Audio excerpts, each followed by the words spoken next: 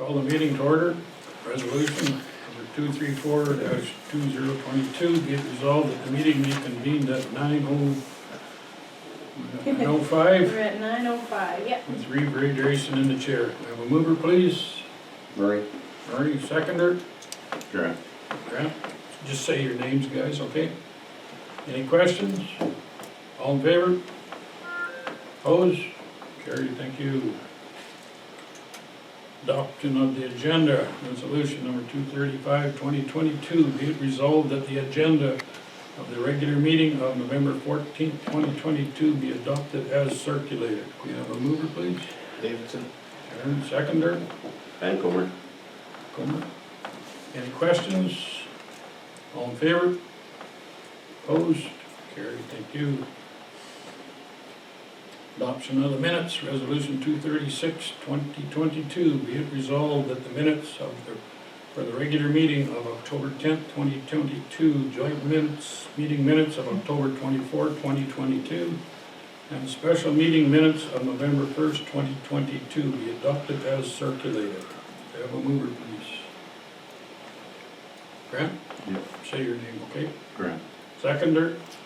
Malcolm. Malcolm? Any questions regarding those minutes? I think I circulated them with every other email I sent you, so. Yeah. All in favor? Opposed? Carried, thank you. No delegations? No.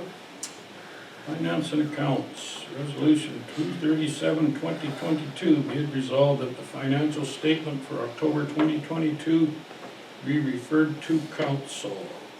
We have a mover. Davidson. Malcolm, seconder. Got it. Davidson. Any questions regarding that? So I can just go over them Let Trish just explain briefly. it. So your packages in front of you have detailed information about your finances. So you have your statement of operations, and I'm just gonna pull it up on the screen here so you're familiar with it. And that is your revenue and expenses to date up till the end of October. I know some of you are not familiar with how this works. You've got your revenue and your expenses listed here. So here's your revenues at the bottom, and then your expenses. So it's all as per your financial plan. It's labeled out, and there's a budget amount for each category of things. So these are, like I said, expenses that we have spent up to date. I check these every month to make sure that they're good. And obviously there's a few that I have to tweak here a bit, but if you have questions specifically about a certain category, or if you're not sure, just ask me. I will be going over this in more detail when we have we're gonna go over our kind of end of year expenses closer to the end of the month here. So I'll go over that in a bit more detail with everybody, but that's just, anyway, your statement of operations is your revenue and your expenses till the end of October, okay? Yeah. Only thing I wanted to ask is, Sure. the grazing leases, why aren't there's a variance there of $4,800? Yeah, so, and is that the one with the Yeah. crown? Yeah, so they have actually sent a payment in November, Okay. it just will show up next No, month, that's yeah. fine, sorry, just, Nope, I that's thought okay. that would have been done. Yeah, and then the reserves, so you have a page that is titled reserves. It's one page, so these are all the reserves that council has set aside for specific purposes. It's a lot of paperwork, sorry. So the amounts that are in there are good until, like I said the last time, end of October. So this is what's in your reserves as of then. So some budgeted amounts from your financial plan this year haven't been put in there quite yet. So November, you'll see the difference, especially in your equipment reserve. That'll bump up to, I think it was allotted at 400,000 this year for our financial plan, or was it five? So anyway, next year, but again, I'll go over this with you in your kind of overview of your financials here, but that's that. And then you have so we have our utility operation for the northern part of the municipality, which is just your water account. So we've got residents that are hooked into our utility system. So there's a separate revenue and expense sheet for that, and as well as a balance sheet just showing you what you have for your assets and liabilities. Let me just find it here. Here we go. Give me 2 seconds here. Oh, here we go. So it will look like this, and at the top of each statement, it says water, like the water utility revenue expenses.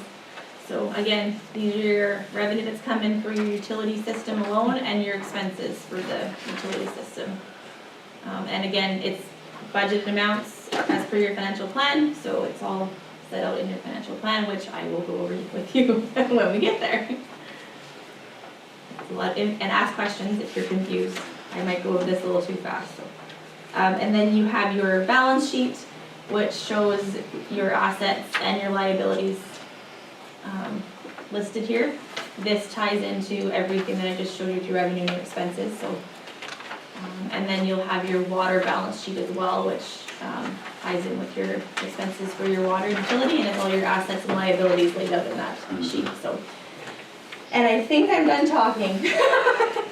But again, ask me questions. Like I said, we will have a kind of year-end financial review, so I will go over this a bit more in detail so you're kind of more familiar with it. But Okay, clear as mud, everybody? Okay, Robbie. all in favor of that motion? Opposed? Carried, thank you. Resolution 238, 2022, be it resolved that the accounts check number 29155 to check number 29259 totaling $468,906.56 and direct deposits withdrawals totaling $74,255.19 be approved for payment. Have a mover, please. Comer. Comer, seconder. Grant. Grant. Any questions on that? And I can explain Before we this a go bit any more further? too. Yeah, so you'll have a list of checks in front of you. So it says on the top of the paper, it says payment register. So it will be with your direct withdrawals. So that's separate from, these are checks that we have not approved since the last meeting. So these are checks that have been wrote from October, what was our last meeting? Till now. So this is just checks that have been issued that we've paid. And then your direct withdrawals are, and I'm just going to show you on the screen here what it looks like so you're familiar. So this is what comes out of our account monthly. So we have, if you'll see first data, it's our debit machine fees. So we have a debit machine that's set up at the front and it's a contracted with Westoba. And that is just the fees that they charge us. We pay Nipawa for our utility, because our utility is tied in with Town Nipawa. So they bill us on a quarterly basis, and we make sure that that drives with what we're billing out as well. So there's 3 different meters in Nipawa, so we've paid out those on there. And then obviously our payroll, that's a spelling error. No. Payroll, so that comes out there, and then your debit machines, and also the credit card, which is an automated amount that comes out of our account as well. Anybody have any questions about that?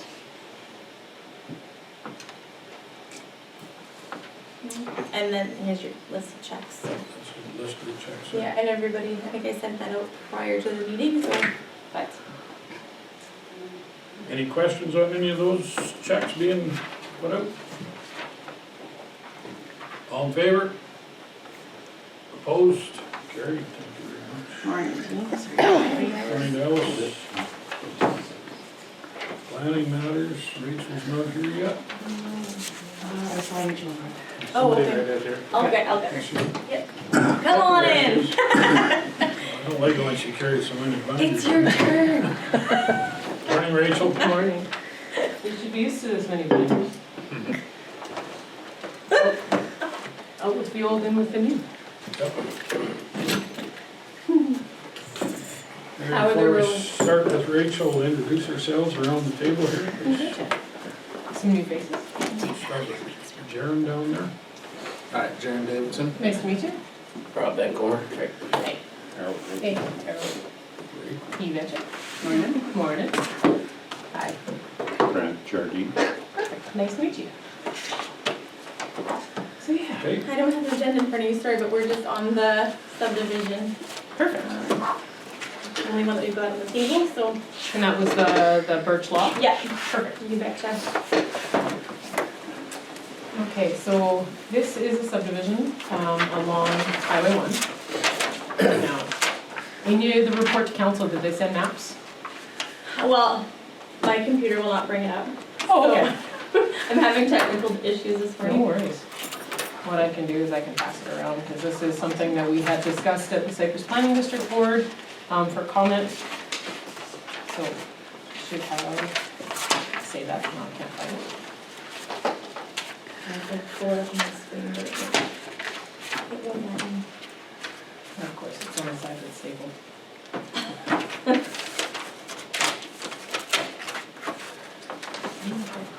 So basically what it is we're doing specialized agricultural rural subdivision. So typically we see rural non-farm building sites, so small acreages cut out of property.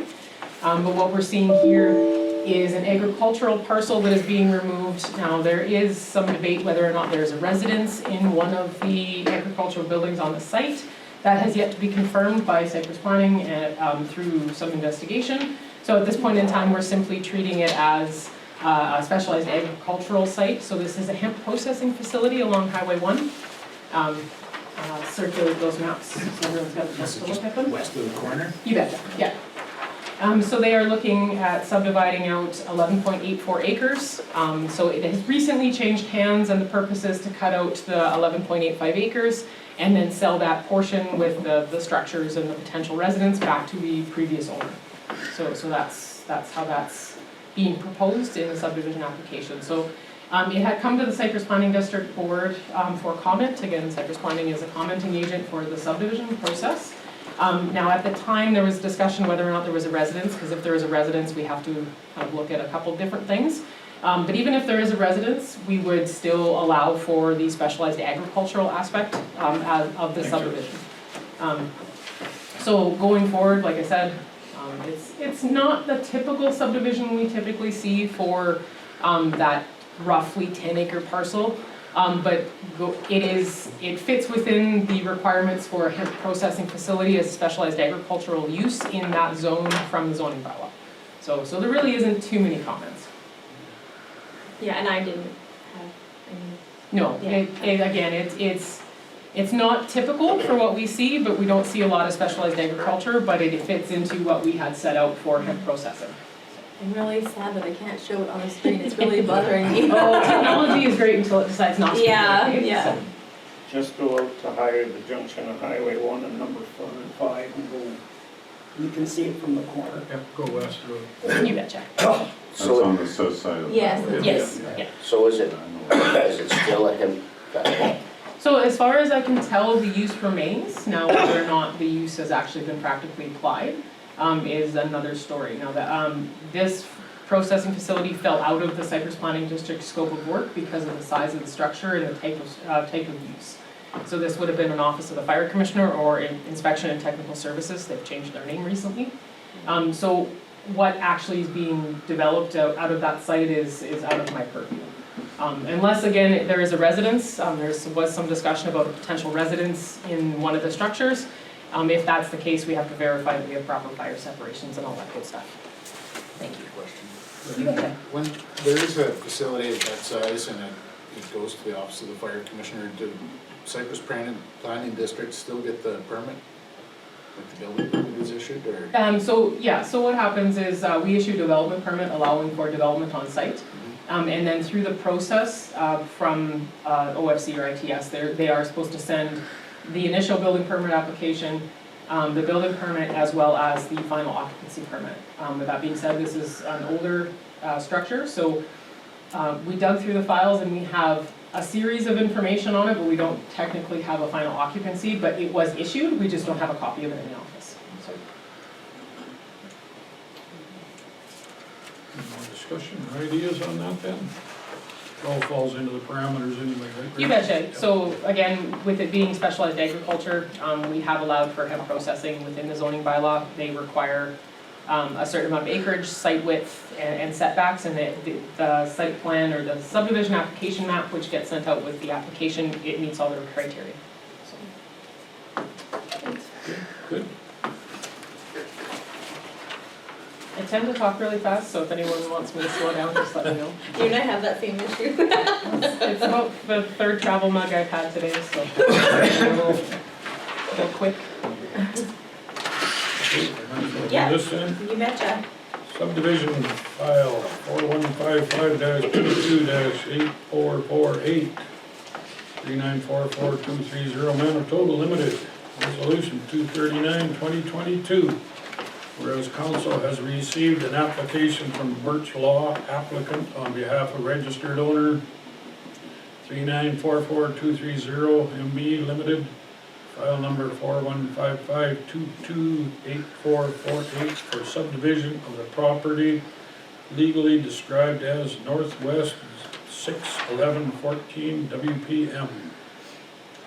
Approval subject to the following conditions: that a variation order be granted increasing the maximum site size from 10 acres to 11.84 acres within the AG zone, that future access to the remaining parcel be at the cost of the applicant, and all legal costs incurred be the responsibility of the applicant. Will the mover, please? Comer. Seconder? Davidson. Any questions or comments on that? All in favor? Opposed? Carried. Thank you. Mr. Chair, if I may, going forward with the subdivision processes and presenting them to this council, we had originally in the past done up a package which included the maps along with the subdivision summary. I had gone away from that with COVID and all that kind of things, passing out paperwork. Would council like to have those in hand? Like, I know we usually have them up on the board, but would it be beneficial to have the packages back so that everyone could kind of have a hard copy and kind of see what we're doing? And I can even print them too. Yeah, like, it's one of those things, we're doing the prep work anyways for our own files, so it's really easy just to print off, a set of 6 or 7 kind of copies. Some like to do the paper copy in front For of sure, them, and some yep. are okay I with would like this. to see that. I would like Sure just so thing. you have it ahead of time and you can Yeah, I think study I it. dispersed it out, like in through an email or whatever, but it's complete. Okay, and if you would, But at the meeting, it's nice to Yeah. have Yeah. it. sure, too. yeah, so Perfect, yeah. I'll print them out when I get them Sure, from you and then. either way, That's yeah. fine, because I already have enough paper to Yeah, print mine as well. Do I issue out the subdivision summary that I keep in the file? I can't. Yeah, Yeah, do I? Okay. yeah, yeah, I think you do. If not, I'll make sure okay. it gets sent out Sure. with comment, so. Yeah, What's the cost for a variation order? So a variation orders, like a standalone variation order is $300. If you do it in conjunction with a conditional use order, it's $250, so it works out to $500 for both. Okay, Spence Development Agreement, tax proposal. Chris, you wanna go over that? I can, so the last council meeting, obviously, new faces, so I'll kind of update everybody. So Jamie Spence, has a subdivision that was approved, when was that, like, August or September, I can't remember. Oh, I'd have to go back to check, know, I'll it be doesn't honest, I matter. didn't even bring this So subdivision he has, file with a me, so. subdivision currently out at, just off the number 1 highway, it's called Oak Sands. If you're familiar with it. That's, we're talking east on the trend. It's No, going west. west, Okay. just, south of the number 1 highway, it's on Road 88. Okay, So he had his first phase of lots that we'd approved back in, I don't even know, a long time ago. How many lots are in there? Like, Oh. a lot. Anyway, he question. has sold them, basically all of them, and he is doing a second phase now to his subdivision, which we've approved. And now he has issued council a development agreement for specific, like what he would like to see within those lots and how the houses to be built, that sort of thing. He also came to us with a tax proposal. So last time, we had given him a tax break for 3 years. And it's come to light since I've, reviewed the municipal act very well, that we cannot give tax breaks unless it's under certain circumstances. So if there's an assessment change, or if there is an estate matter, or some kind of legal order, otherwise we cannot issue tax breaks, just so you're all aware.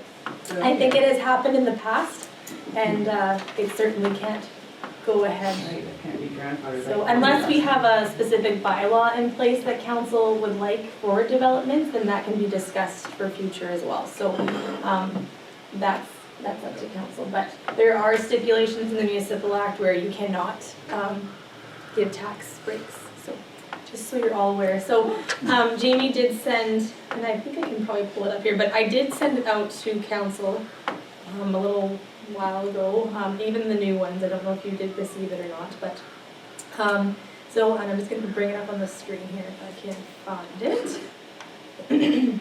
Yeah, so. Here, you can, Yeah, if You're you planning don't mind if side. I jump in Not here. at all. So the original subdivision was a 21 lot subdivision, so that is Diane Road and Muirhead Road, off of 88 West. There's, it's off of Highway 1, but there's the service road that kind of breaks it up a bit. Second phase is 7 residential or rural residential lots with the extension of Diane Road, and then phase, it would be phase 3 if we continued with that numbering. Phase 1 is already the developed lots, phase 2 is this 7 lot that he's creating. And then phase 3 is the potential for another series of lots with an additional road access off of 88 West. So this current subdivision application is actually 9 lots, not including the portion of the road. So 7 rural residentials, a larger 30-acre lot, which is the potential phase 3 subdivision, and then the residual parcel is kind of a swampy area that is, he technically accesses off Highway 351. Mm-hmm. He's going to keep that larger portion for himself and develop his own personal residence there. So there is really no real planned development on that lower end, specifically because of the swamp and the fact that Highway 351 is exceptionally difficult to have additional road approaches added into.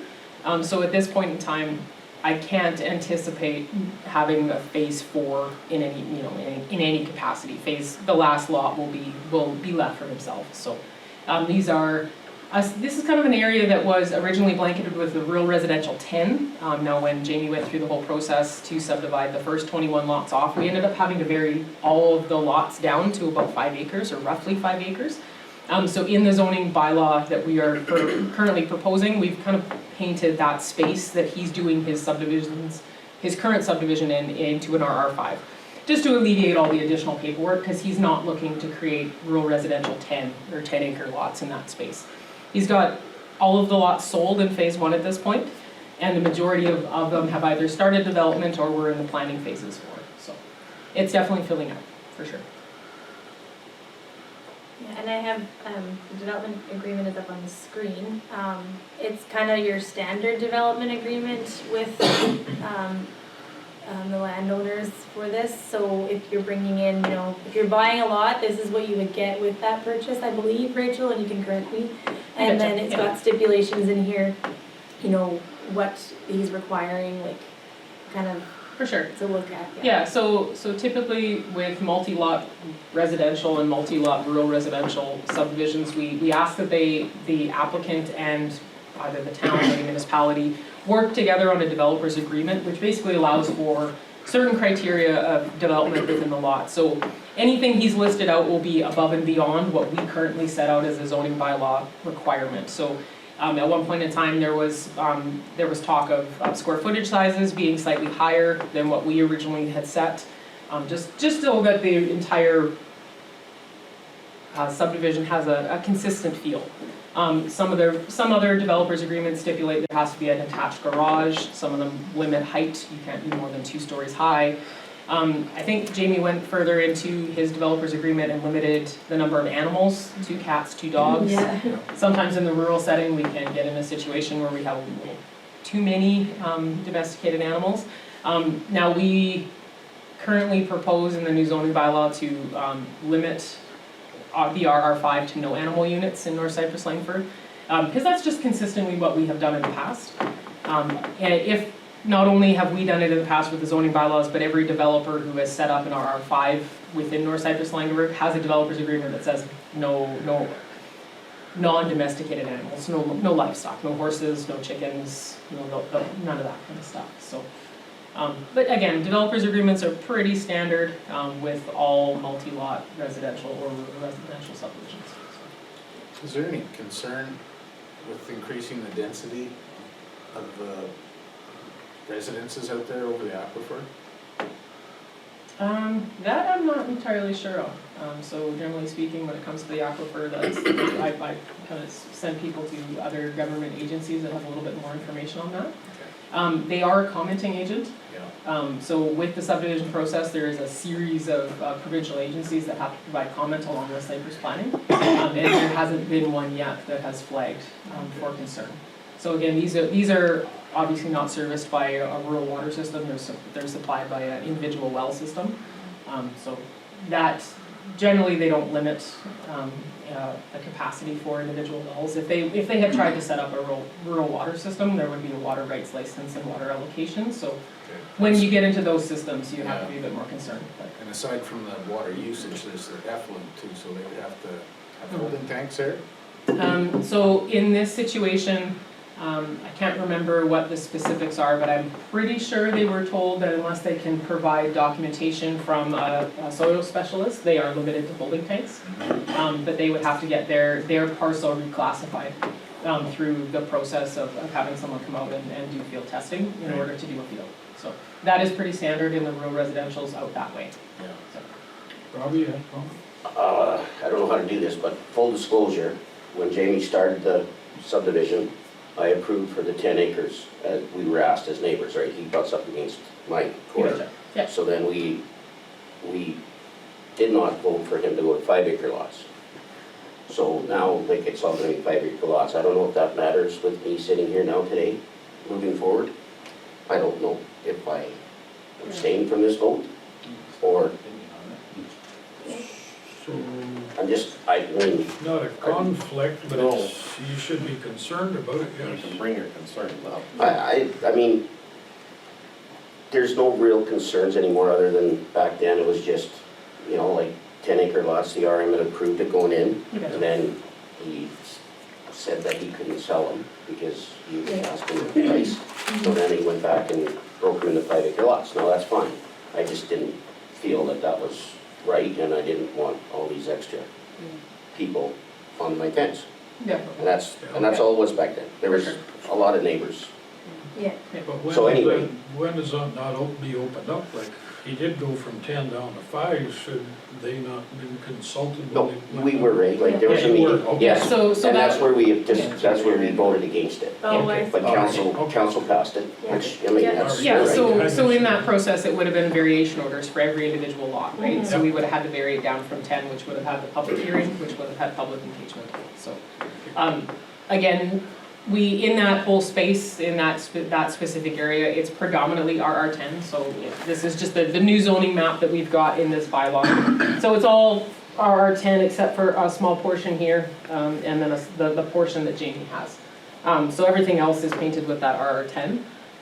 Again, knowing that there are a lot, the ability to develop an RR10 parcel is a lot easier with, or a lot more appealing to people moving out of urban centers until they get an RR10. Until they get 10 acres to actually maintain and develop, it seems really great.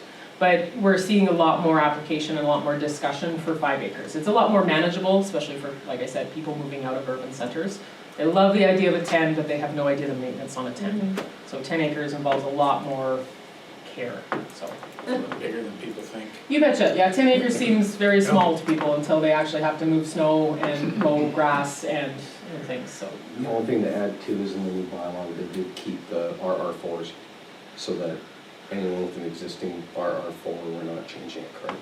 Yeah, so it's going to be an RR5, but we have wording and clauses in the zoning bylaw to address the RR4. So the RR4 is not changing whatsoever, so that would be the Byron subdivision area and that sort of thing. It's there, all of the requirements and the allowances for animal units and whatnot. And I know it's in a different spot of the RM, like, Yeah. this is just so that you guys know that the RR4s are still around, so the animal units still can be had in those smaller divisions. The only bad issue with the subdivision over the years has been garbage in the field, blowing from the subdivision. And I've had to deal with it a few times and it's being handled, and it's not necessarily always the homeowners, it's the contractors. Yes, A lot of time, it's still on the homeowner's responsibility. you betcha, But yeah. it's so anyway, that's the only back then, you know, it was whatever, now that's the only thing that is an issue. And I mean, I've met some great people up there, so. So I guess, summarize like the development agreement as far as I can see, and I don't know if anybody has comments as far as the development agreement goes, but this is your standard agreement. It's, and I would ask Rachel this, but when we do a development agreement, it's up to council if they choose to register those, right, So, on title? A developer's agreement gets registered on title. Yeah. So that is up to it would be up to Mr. Spence To to register okay. prior to the sale of the individual Right, lots. okay. Because the only way we can continue or to maintain the requirements is to have it registered on title. Yeah. So, Yeah, okay, so, and obviously it's something that is handed out when they do purchase this lot, so. you betcha. But I don't have any concerns as far as this agreement goes, I don't know if anybody else has any comments, but, like I said before, he did, issue, here's the letter here, the, tax structure, so what he's referring to here is, so he says, I propose that this tax structure not be changed on the newly subdivided lots owned by 6998986 and to limited from the current rate up to the new residential rate for up to 3 years after new lots are titled unless they are sold. This gradual tax change would help offset the increasing costs associated with the development project. So that's what we did previously. But now we can't. But so we are we're- not under any kind of stipulation in the act that we can do that. So, I will tell Mr. Spence that as well, indicate that, but as far as the development agreement, I don't have any issues with it. So if it's okay with council, I'll tell him that, but Rachel, I don't know about planning, like if you reviewed the development agreement. Yeah, so it's very standard, or very similar to the one we had prior to, for these other lots. So Jamie and I had gone through it, prior to it being submitted to the council. So I haven't reviewed this one. I'm Okay. assuming it hadn't changed from No, what he and I had it's looked pretty at. similar, yeah. So if there's sorry, Go if ahead. there's a approach put in off a municipal road, is there a permit issued for it? Not from planning, no. Not for So there planning, is, from us? We don't issue permits for approaches. Okay. As long, we have a, approach policy that we stipulate who we build approaches for and why. Normally, if it's a quarter section of land, there's an approach allowed per quarter section. If there's an existing approach there, then they are to use that one. If they would like to build another approach, it's at their cost. Okay, but they don't need approval or anything? But they do Yep. need to speak to, They're yeah, vulnerable, to, Okay. Public Works or myself, Okay. and then we deal with it that way, but, yeah. That's There a was good just one question. put in there and I just kind of, yeah, so Jamie had come to council to discuss this subdivision as well as discuss, there's actually 3 approaches that were put in. One into his existing, the large lot that will remain. One is the continuation of where the road will be with phase 3. So Diane Road will come down and there'll be a new road put in and it will come out to 88. So there was an approach put in there. Just to properly space out lots with Yes. the subdivision map. And then if I'm not mistaken, there was one more put in, but I can't think of where it was. Suffolk Sands, Yeah. Mhm. Suffolk Sands Road. Yeah, but normally, the request comes in to me or Matt, Okay. and then Just, we can, yeah, and then I make sure that it's legit, yeah. It's a good question, though. Yeah, so in speaking to that as well, where that road, the approach is put in for the potential road extension, there was a lot of discussion about how he should develop that approach, because otherwise he could potentially put in the approach and then have to rip it completely out, because it has to be built to the municipality's road standard, so. So I'm not sure, he was in chats with the municipal Yeah. foreman, so. Okay, Yeah, it was just on for discussion, so yeah. okay, bylaws.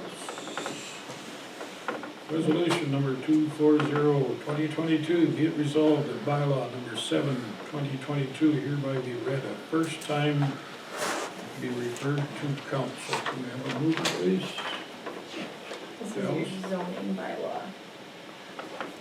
I'll second it.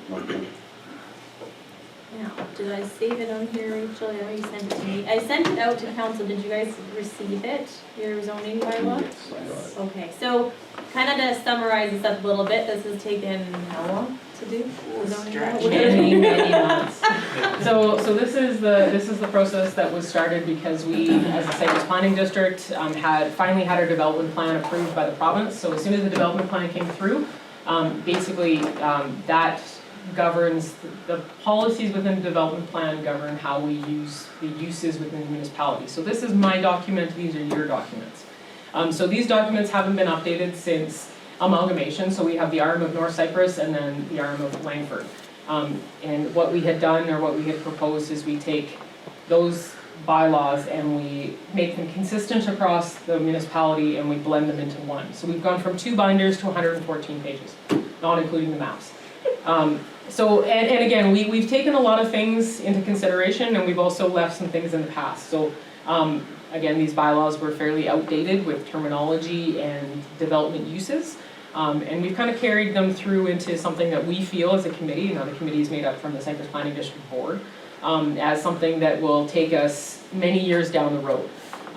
So again, things like the RR4, we had in the rural residential zones in North Cypress and Langford, we had rural residential 2, 4, 5, and 10. So we blended them into 2, 5, and 10 with special consideration for the RR4s to allow for them to maintain the animal units and maintain the more rural residential feel that they had originally kind of designed the subdivision around.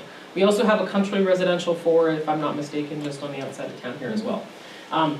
Again, those will all be blended in, and we had done our best to make sure that anything that was allowed previously, as long as it wasn't something that we felt was glaringly inappropriate for the zone, has been carried forward.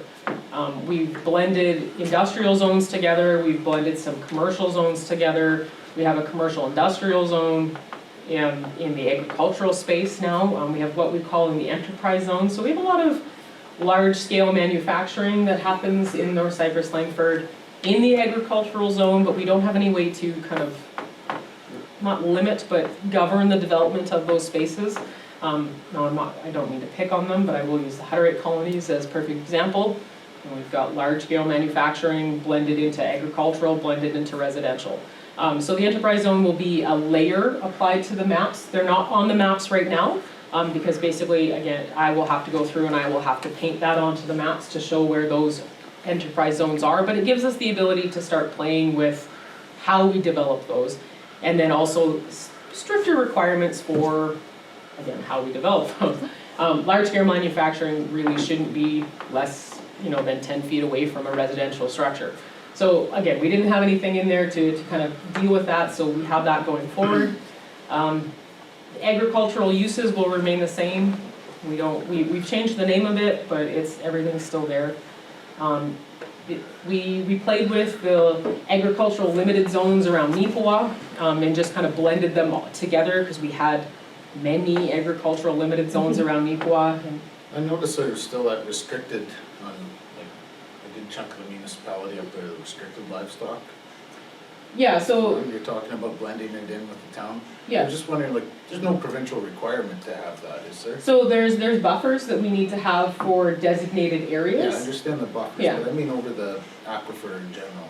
Yeah, so we didn't receive any comments back speaking specific to that. We pre-circulated this bylaw out to the government agencies to try to kind of circumvent any additional changes. I understand that, but I mean, yeah. like, there is no requirement by law to restrict that, right? We don't have any requirements, no, not that I'm aware of, other than the buffers that we have to maintain. Yeah, So, around yeah. the lakes and the towns and Yeah. stuff. I'm just wondering why we're still continuing with that restriction. Knowing how quickly Neepawa is growing, we have to be very I careful. mean the Yeah. restricted animal units over the aquifer. Yeah, so, Because if there is a large livestock operation, they have to go through a technical review, a yes. technical Yeah. review. And I'm just thinking, like, we're not limiting residences over the aquifer, why are we limiting economic opportunity for landowners over the aquifer? If they have to go through the technical review anyways. If I can give an example, if you're a subdivision out here with those 2-acre lots, when it gets developed with about 4 persons per unit. It is about the equivalent of a 1,500 sow feral finished hog operation. And Yeah, so where we had multiple livestock restrictions, the AL is drastically different than what the LL1 and LL2s used to be. I'm just trying to find a better map here.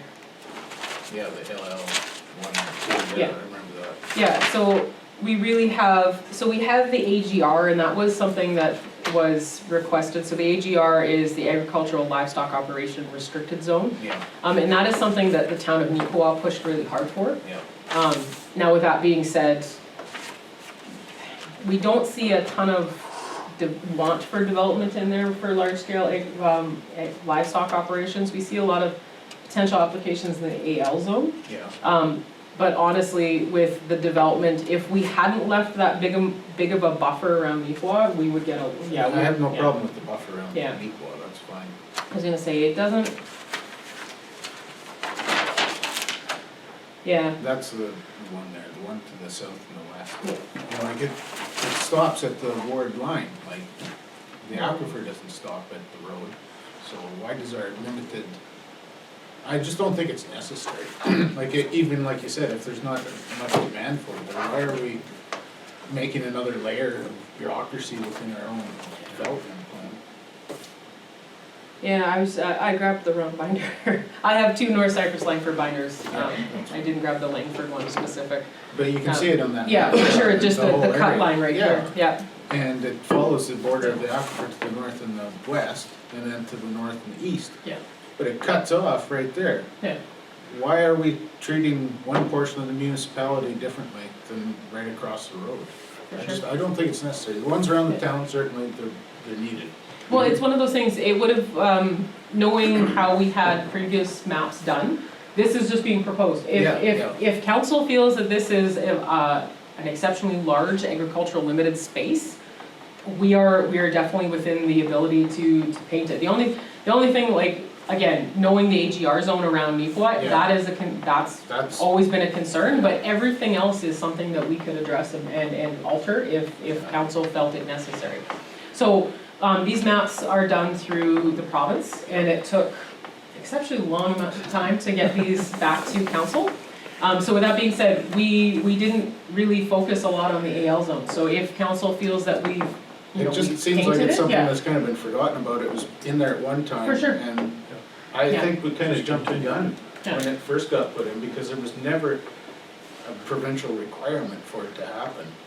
But we were told that it was going to be, and then it changed, you know, so we're limiting, it just looks so obscure to have a line cut across Yeah. where it's still aquifer on the south side of the line. It's a very straight line. And Like it is, Yeah. it is Okay.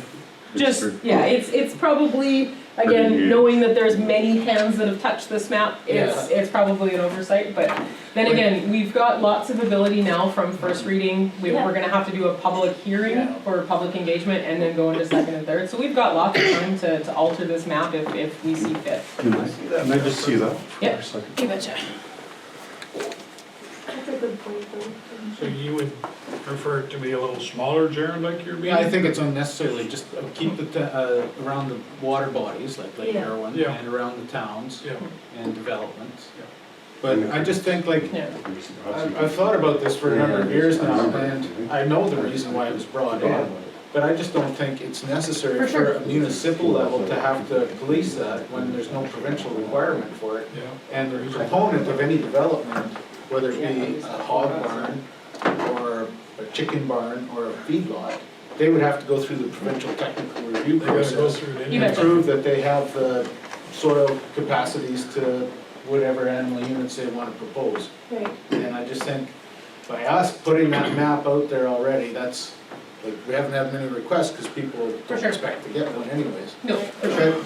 But I could, you know, there's no limit for grazing, and if you had to build holding facilities or anything like that, any limit on, you know, economic development, I think is just not something as a municipality we should be trying to do. Was there something missed, Carol?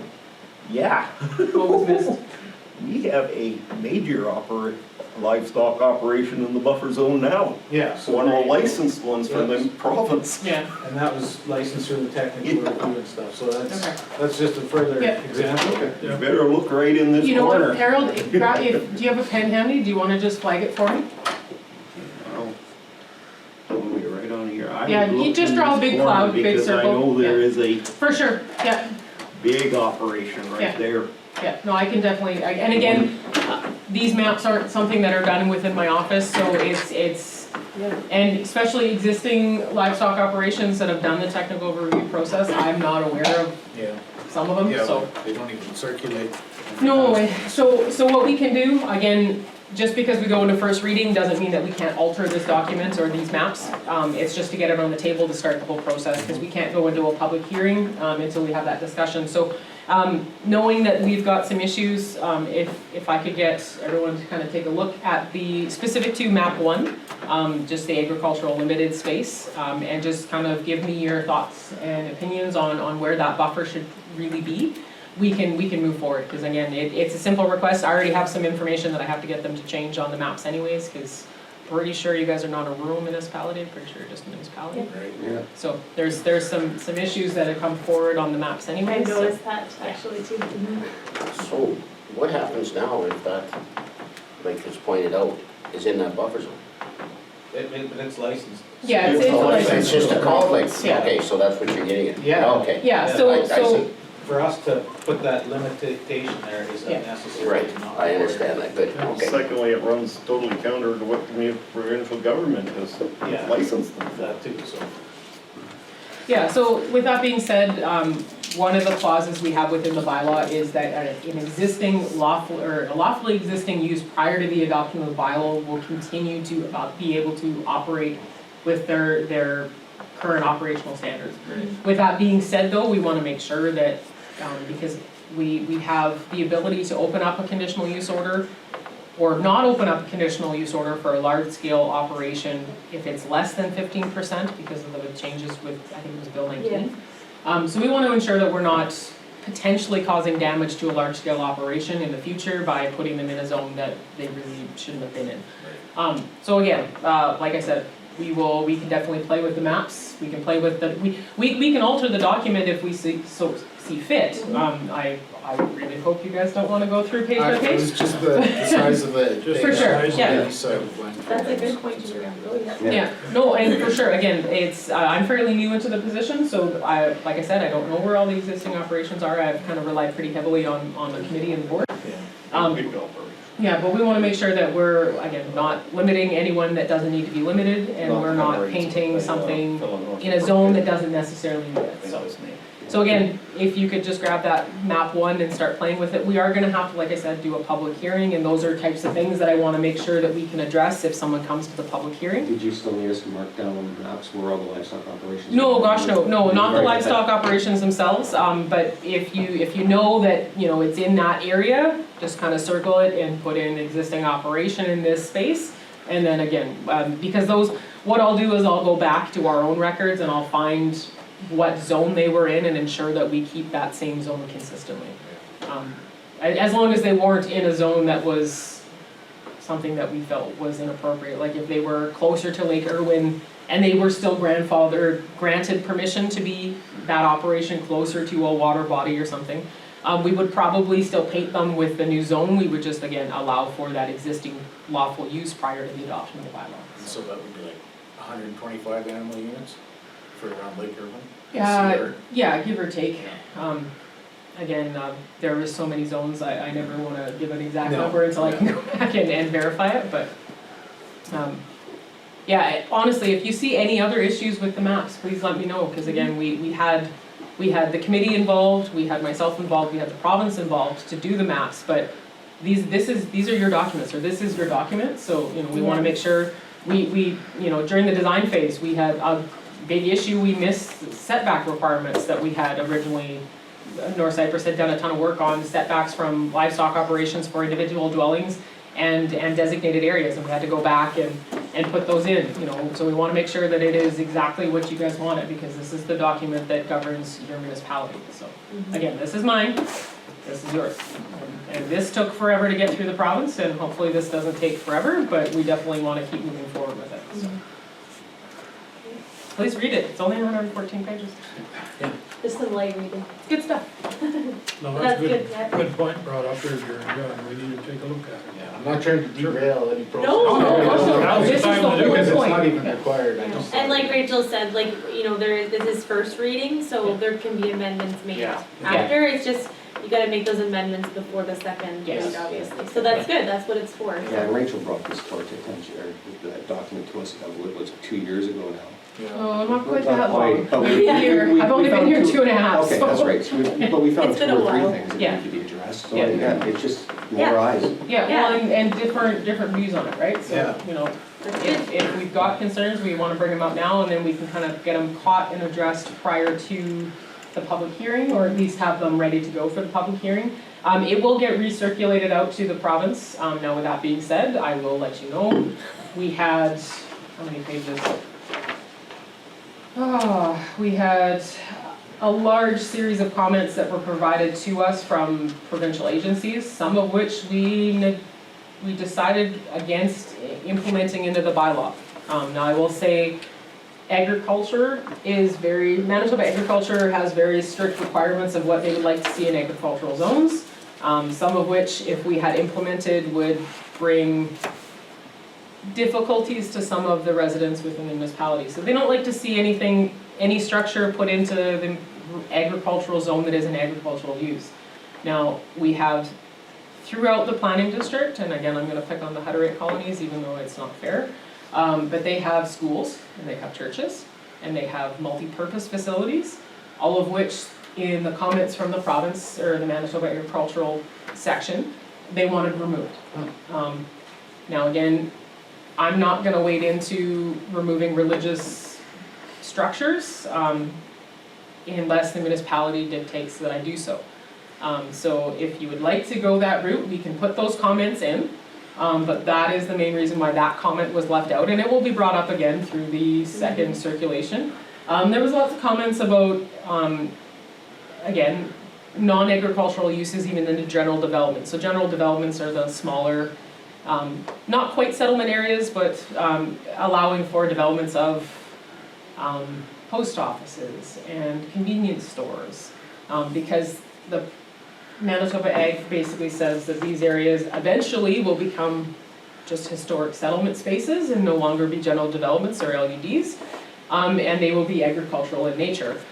So putting in non-agricultural uses into these spaces doesn't serve us in the future.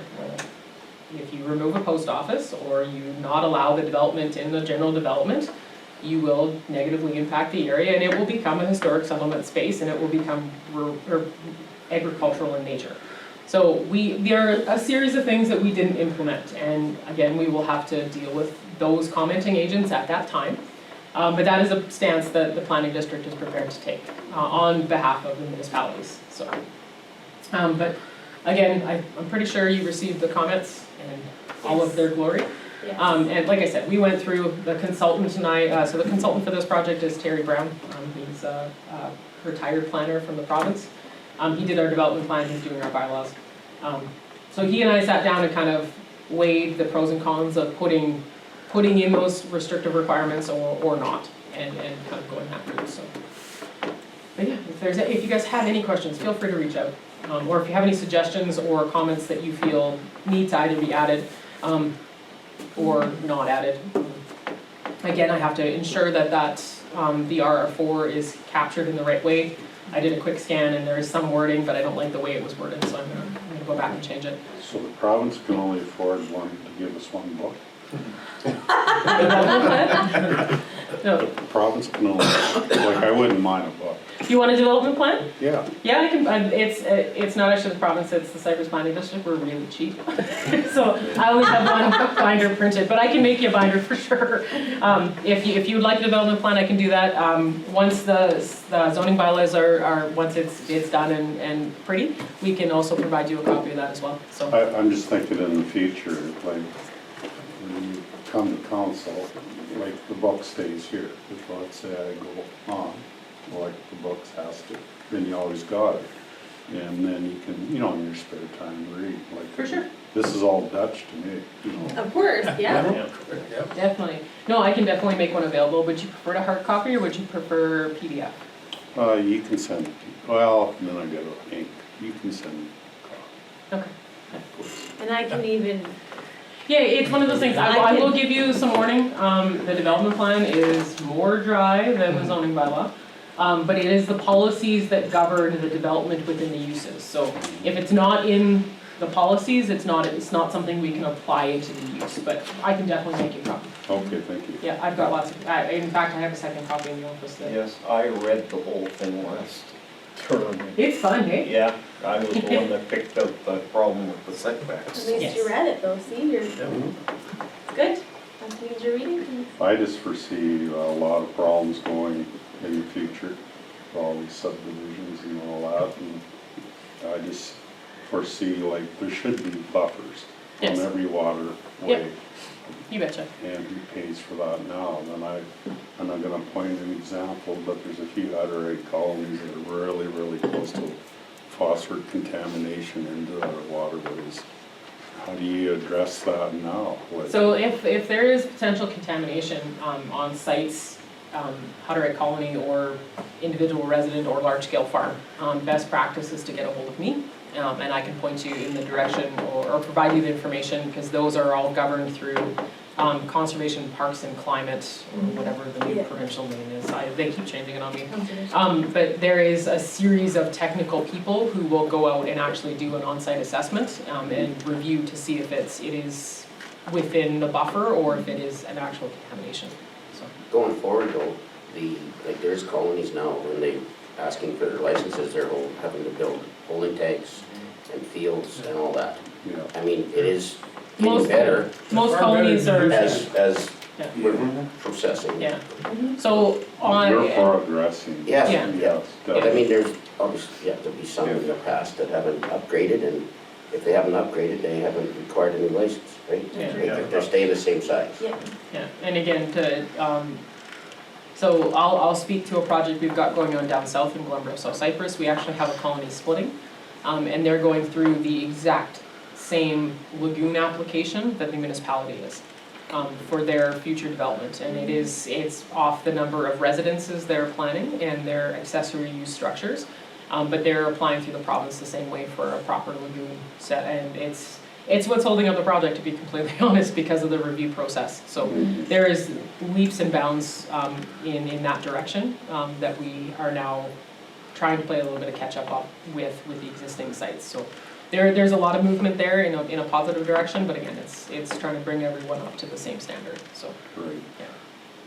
And that has been a problem for years, where the livestock operations have been, they've come down hard on the livestock operations, but when it comes to subdivisions, they were able to get away with it. It was amazing compared to, fortunately, the Ontario government has been a bit proactive on that. They actually did a huge study with the University of Guelph comparing human waste to livestock waste, and it's a bit of an eye-opener.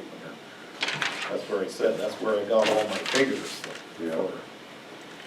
Lots of methane goes out in the ground when we make artificial fertilizer, and actually, the truth be told, it's 10 times more than all the livestock in that total period.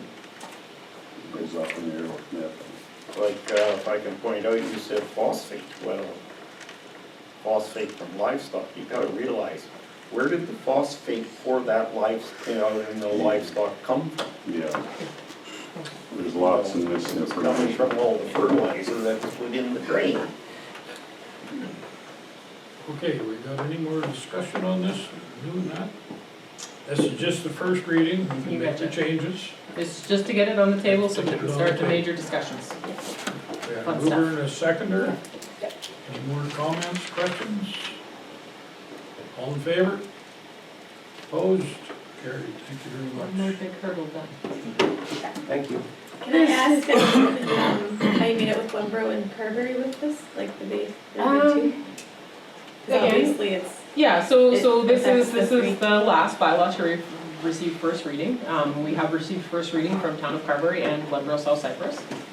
Lots of discussion around the tables. Town of Carberry was the least amount of discussion because their zones are pretty specific Yeah. and something that we had already really addressed.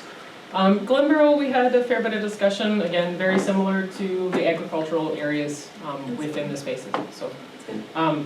No, again, no one flat out refused to do first reading, which is great, because again, this is my baby at this point I in know, time. that's and why I really was like, for it we need to get this grow up going, and but- go move away from home. And then when do you think, a public hearing, like, what, like, I mean, it would be a little bit yet, but, Yeah, so we have a minimum of 21 days Right.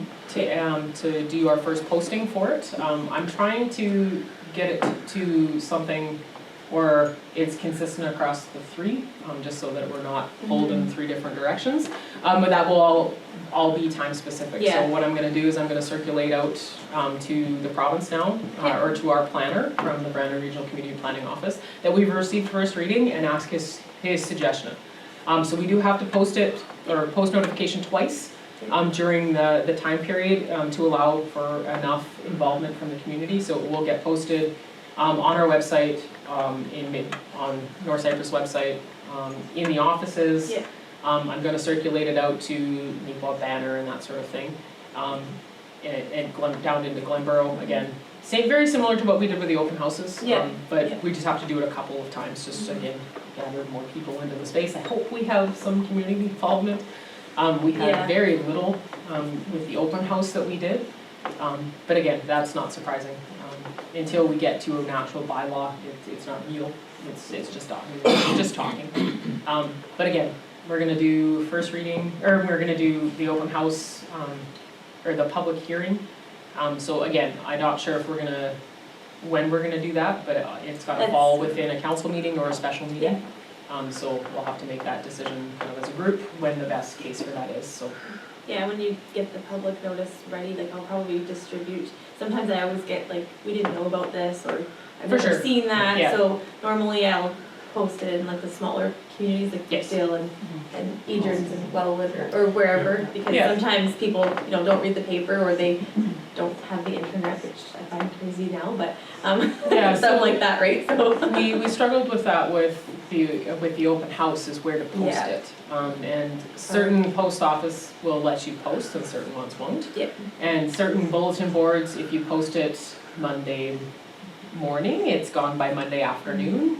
And if you post it, Friday, it'll last till Monday kind of thing, so you have to be kind of, Bev and I basically drive out a few times and blanket as many Yeah. locations as possible, and if we have to, we might actually make some placards and just pound them into the ground, so. Yeah, and we have a Facebook page for the municipality. Oh, perfect, okay. So we Yeah. do put it Take on there, and I advantage of that. find that sometimes that works, because, if somebody sees it that has social media, then they speak to their neighbor, or like, For sort of sure. like that, but Yeah. it's hard to get everybody For to sure. see that. Yeah, so- especially without having community paper. Yeah. So I know Glenborough does not have a specific municipality webpage or Facebook page, so we tend to drop things into the Glenborough buy and sell.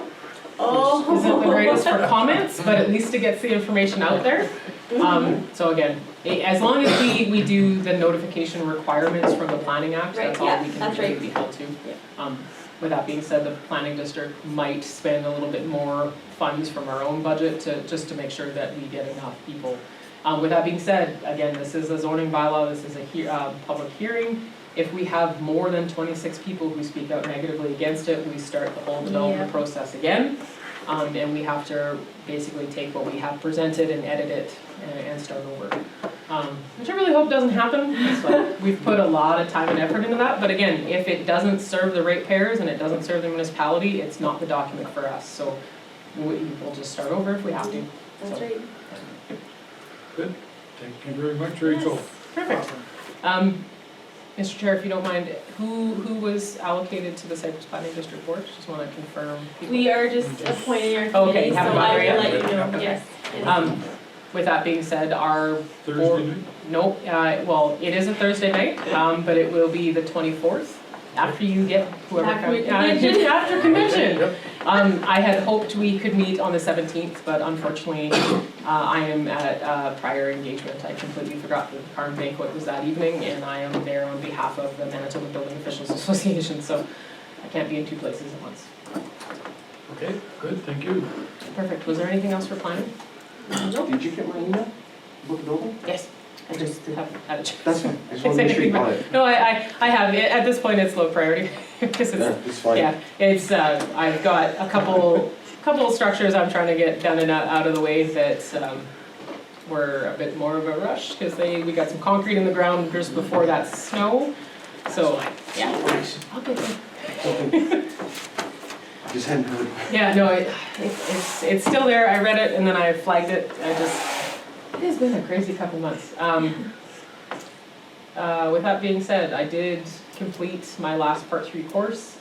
I've applied for my building code qualified certification.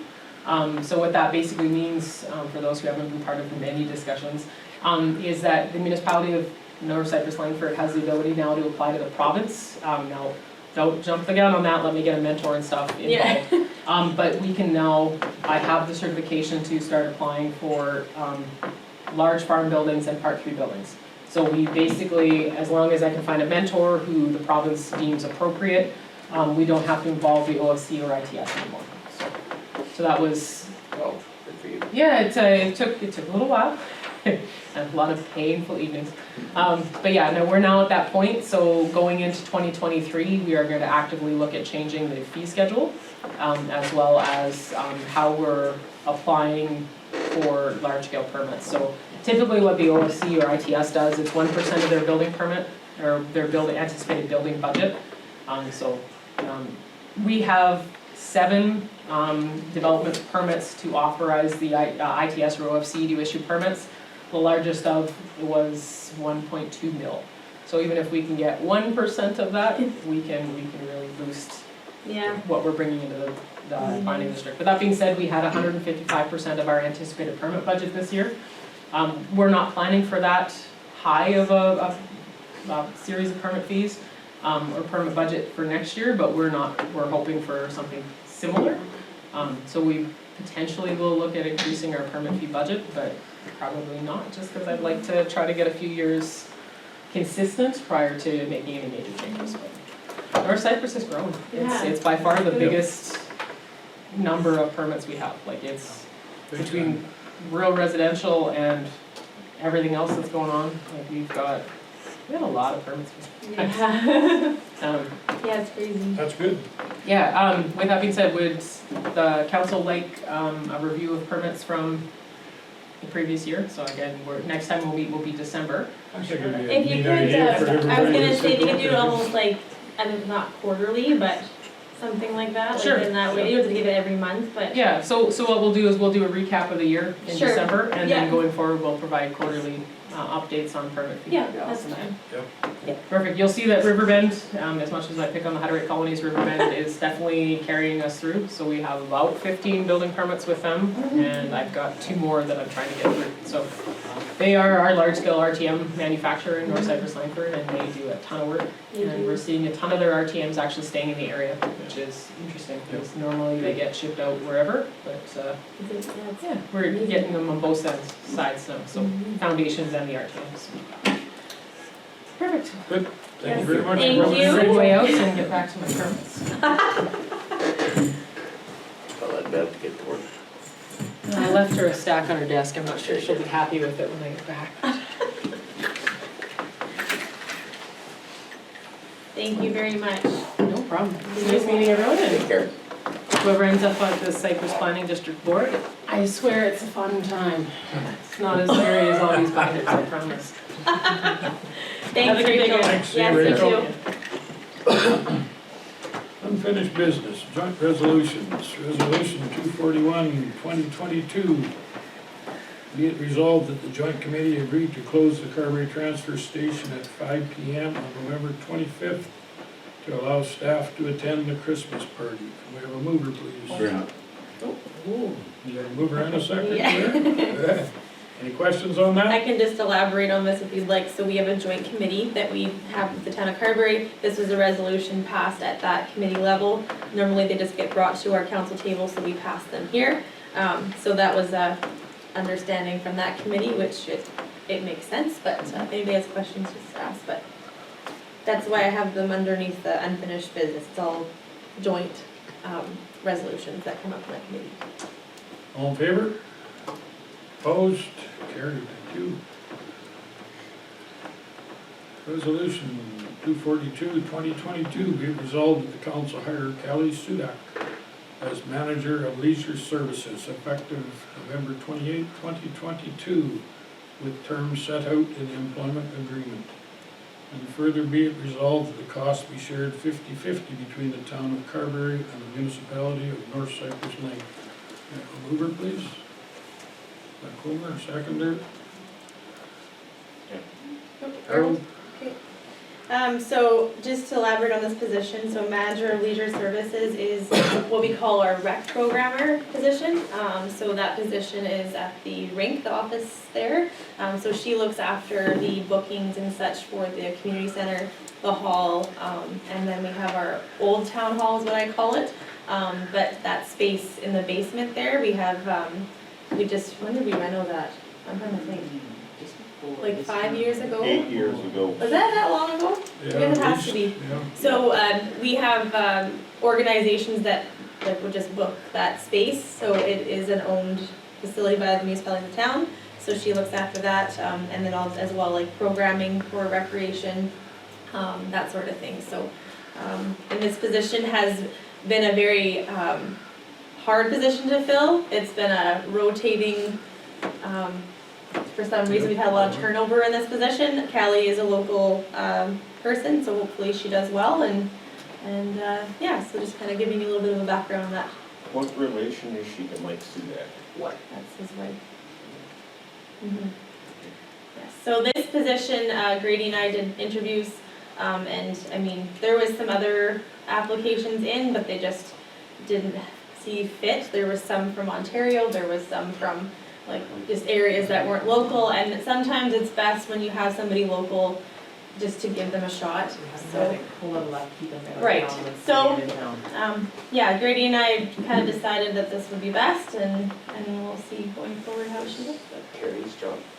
Sorry? Was that Carrie Burns? It's Kara, yeah, Kara, yeah, it's her old position, that's right, yeah.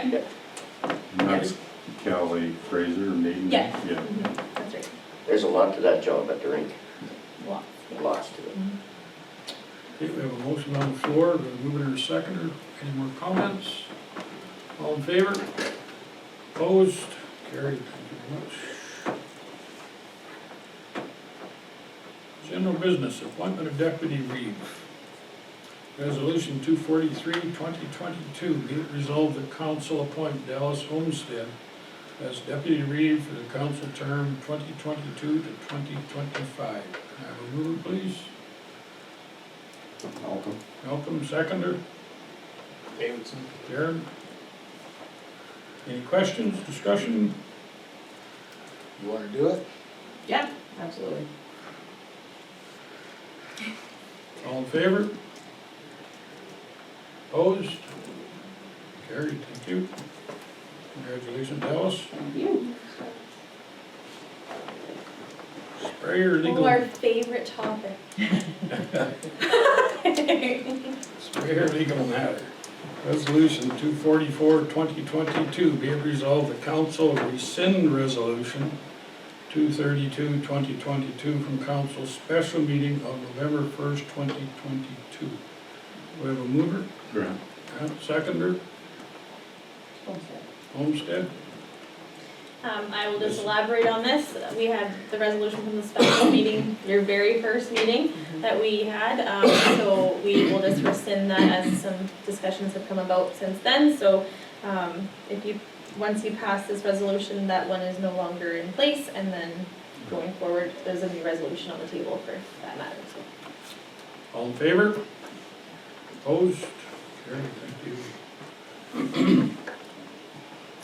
Resolution 245, 2022, be it resolved that council agree to settle the legal matter with Setter Manufacturing in the amount of $73,500 set out in the mutual release. We have a mover, please. Robbie, seconder. Grant. And Questions on that?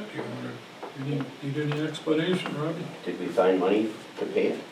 yes, Okay. we will be, yes, second one, should we have including tax behind the 73.5? There's no taxes. Oh, so It's- that's changed since then? That's everything in, there's no, Okay. it's not a taxable amount, like, well, sorry, yes, it includes taxes. Okay. Is that, I yeah. just wondered if That's you right. put that at all inclusive? Yes. Rob, you don't remember when I said the kind Yes. of slow? No, I know, but I'm just wondering if it should be Yeah. here in a resolution. Yeah. That's all I'm asking.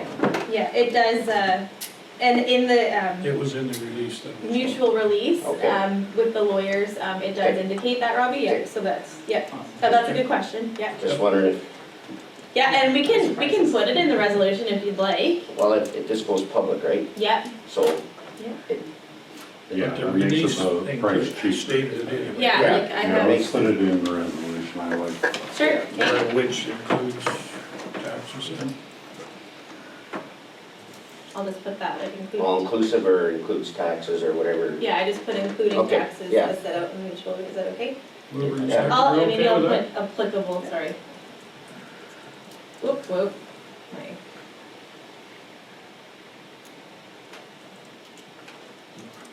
It's kind of unfortunate it came to this, but I think it's the easiest way I to think settle it. it's, We couldn't give that sprayer back, I mean, he just hammers more sauce to It would be double that. Yeah. Any more questions on that? Thanks, Ron. All in favor? Opposed? Carried. Thank you. holy. 11 years. Drainage application, Friesen. Resolution 246, 2022. Be it resolved that council approve the proposed drainage project at northeast 251213 WPM for Peter Friesen. We have a mover. Anybody know about it? I'm gonna just elaborate on Well, it. I'll I'll move this. Mover and seconder. Welcome. Any questions on this? Yeah, well, I'm sure you do have questions. I did circulate this out, so I just send so many things out to you guys, I feel bad, but, so this is a application from Peter Friesen, so he is, I usually show you what the map where he is, because it's easiest that way. So he is Adrian's, where's Adrian? Hold on, he's on the very edge of our, There's 12. what did I say, 12? 25, 12, 13. Sorry, my 25. bad. No, it's okay. 25, Right on the so, eastern edge. we're here, okay. Yeah. So, northeast, oh, well, he's not even in there. I know his. But This was for tile drainage? drain. It's the drainage, yeah, so I think he's on, so he is on North Norfolk side as well, like his, Yeah. it borders, where's 25? Here.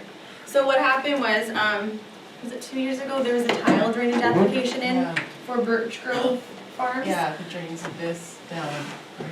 Yeah, it drains to the corner. Drains Yeah. to the Yeah. corner. So, when we approved the tile drainage, what happened was with all the moisture that was received last year, with all the snow and whatever else, it affected Mr. Friesen's, property. Yep. So it's not, and it's in our ditch right now, so he's trying to get the water flowing and getting it going. Didn't we have in that, Well, we indicated that, so I've been in discussions with the province and like, so the permit, application process through the drainage, Yeah. through, I forget what it's called, conservation and climate, I believe. Mhm.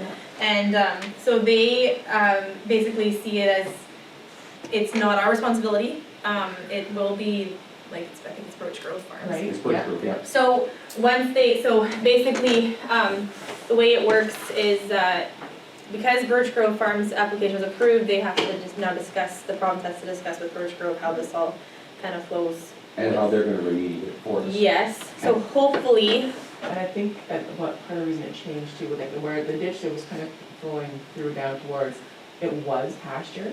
right, And now he's broken up and trying to crop it and the water was sitting in the spot and Right. usually last year didn't, year before Yes. didn't really bother anybody. Now that it's cropped or potentially wants to be, the sitting water is more of an issue.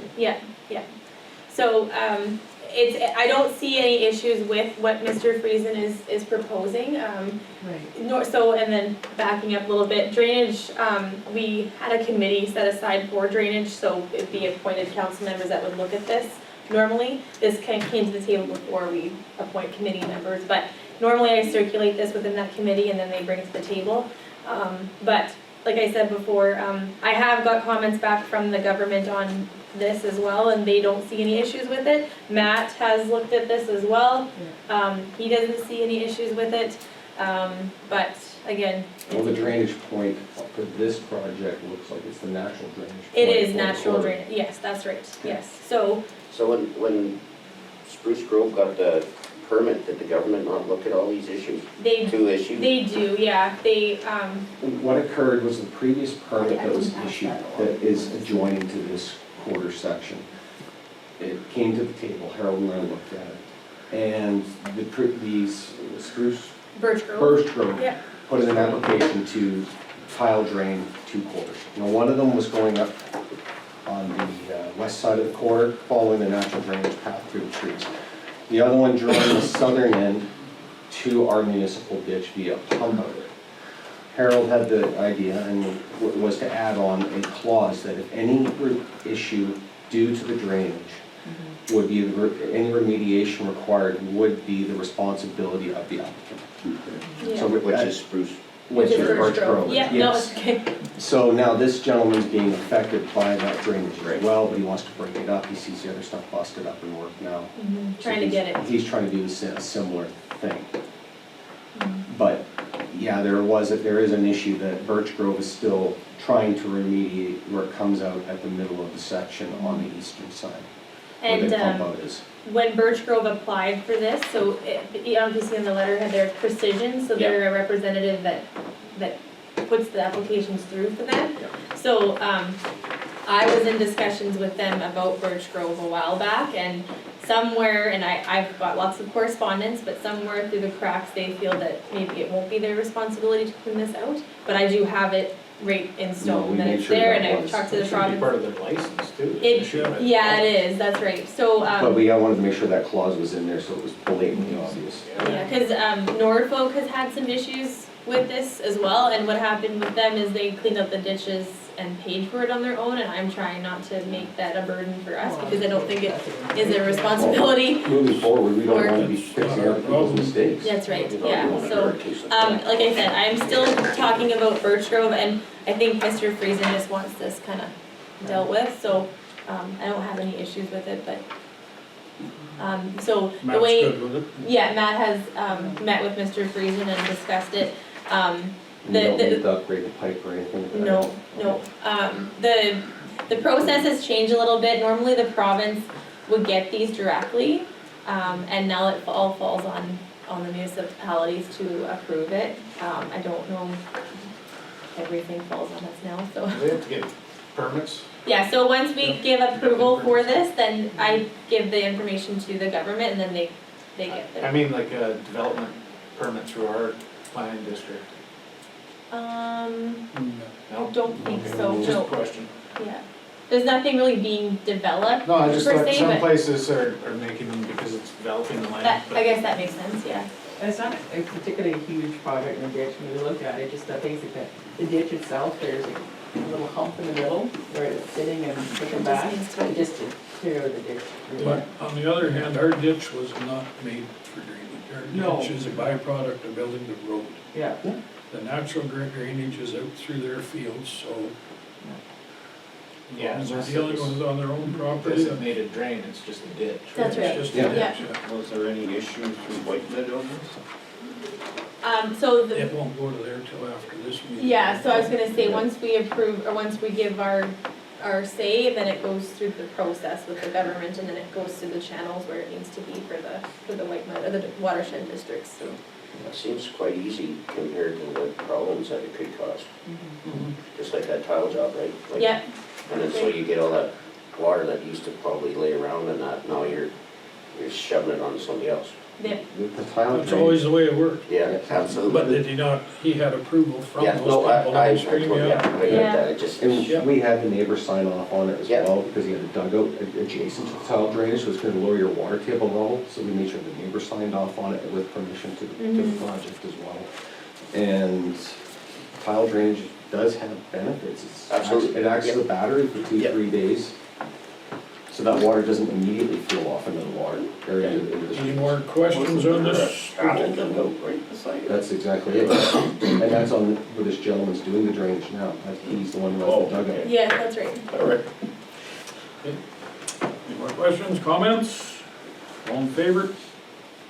Opposed? Carried. Thank you. Committee appointments.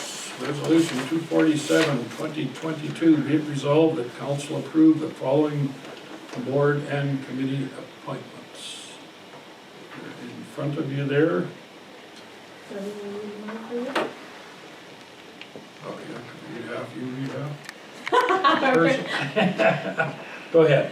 That's okay, yeah, so you've got your personnel committee, Ray Grayson, Dallas Olmsted, and Grant Jardine. Finance, Ray Grayson, Robbie Van Comer, and Grant Jardine, Rob Van Comer. Sorry. Protective Services, Rob Van Comer, and that's just for the Carberry, North Cypress-Langford Fire Department.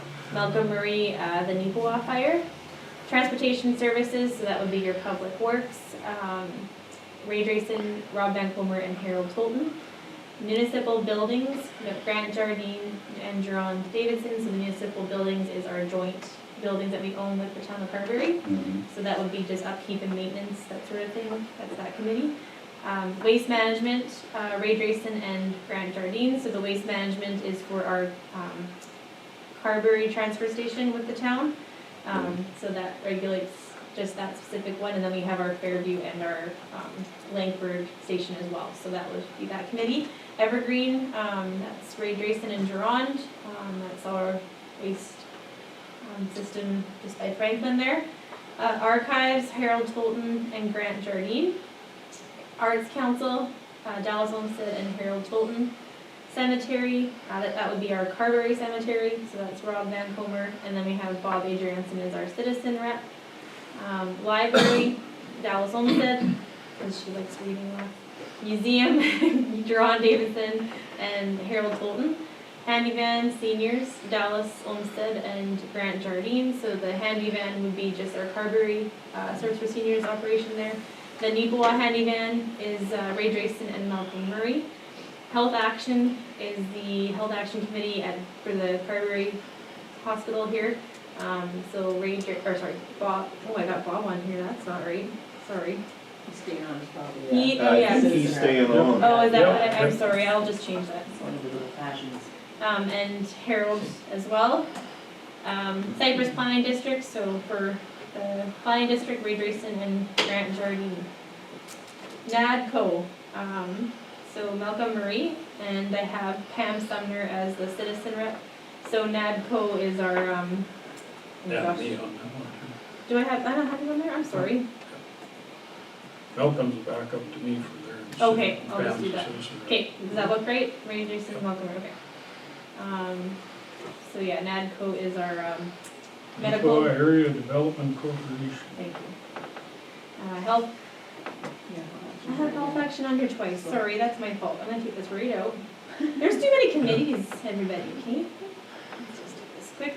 So that's not okay, I'm off that. I'm sorry, Rob. Yeah. No, that's So now, yeah, you. quite okay. So I'm gonna put arrows. Right? Is that what I was doing here? I'm gonna have to back you up. I can't sit on the museum board because of history between myself and my family with the museum. It would be best I not be on it. Okay. Okay, I'll go through these here and then I'm gonna highlight that one. We still take part with the county court building in Equal?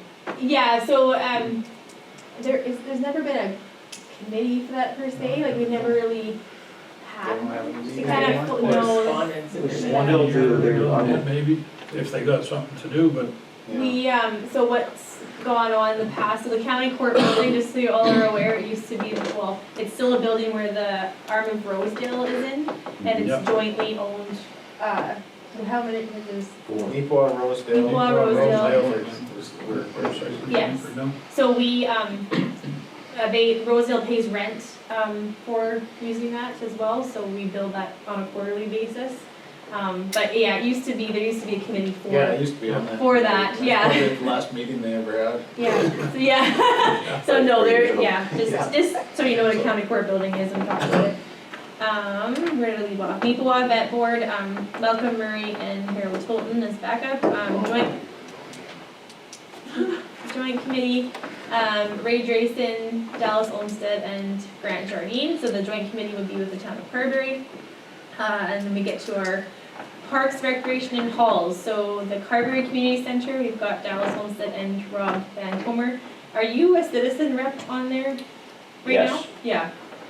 So we will have to find someone to be a citizen rep for that, right? Because we don't have, For now, I have to stay on that board for now. yeah, but you'll, I mean, Yeah, like I could, and that's I mean, okay until we, what, do you want us, I mean, do you want Leave Robbie as a citizen, put Harold down there on the rec committee then, see if he wants to come off of the museum one.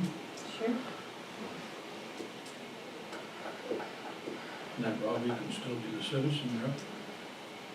I can, yeah. Because, yeah, there's usually two of us counselors anyways, right? So I'm totally happy staying as, and then, Can I not, well, I guess I can't do both, can I? Nope. Wear one hat. Oh, boy. Well, you know what, leave me as a rep, leave me as the council rep, and they can find somebody new in, but Okay. Okay, that makes sense. I have things to say, but unfortunately, we have to be in camera. okay, so we'll just have to find a citizen rep, is that what we're saying? Yeah. Okay, Brookdale Oberon Rec District, so Jerron Davidson. Edrin's Recreation District, Dallas. Wellwood Recreation District, Malcolm Murray. Langford Recreation District, Ray Drayson.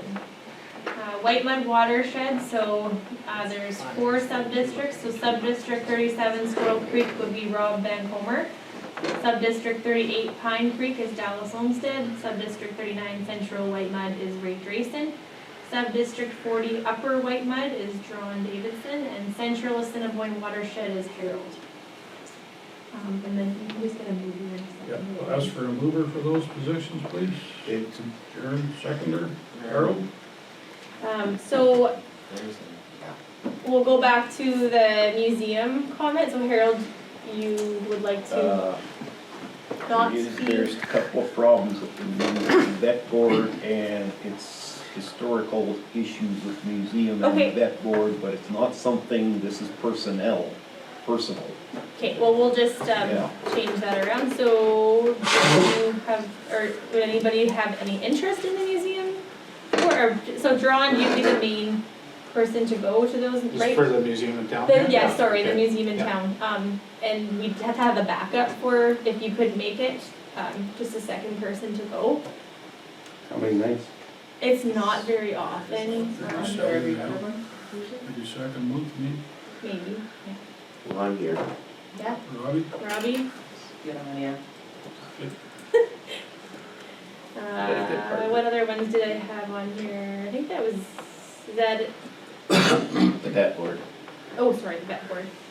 So Malcolm needs a backup for when he can't make those meetings. Who would like to, Grant? Okay. Gosh, you guys are cleaners. No, I mean. Just wait till we get going. Ray, did I miss anything? I don't think so. And transportation services, does that So- include our graders? So, or- yeah, transportation services would be, yeah, so our public works operations, so our roads, and then any kind of, Equipment and- yeah, equipment. I also kind of, we had a lot of committees that we didn't Oh, no, necessarily need to have, so Yeah, I've travel combined. kinda went in that. Yeah, Together. yeah, so just so you newer ones are familiar, we used to have a drainage thing like I was speaking about, but that kind of relates to public works and it falls under that kind of category as well.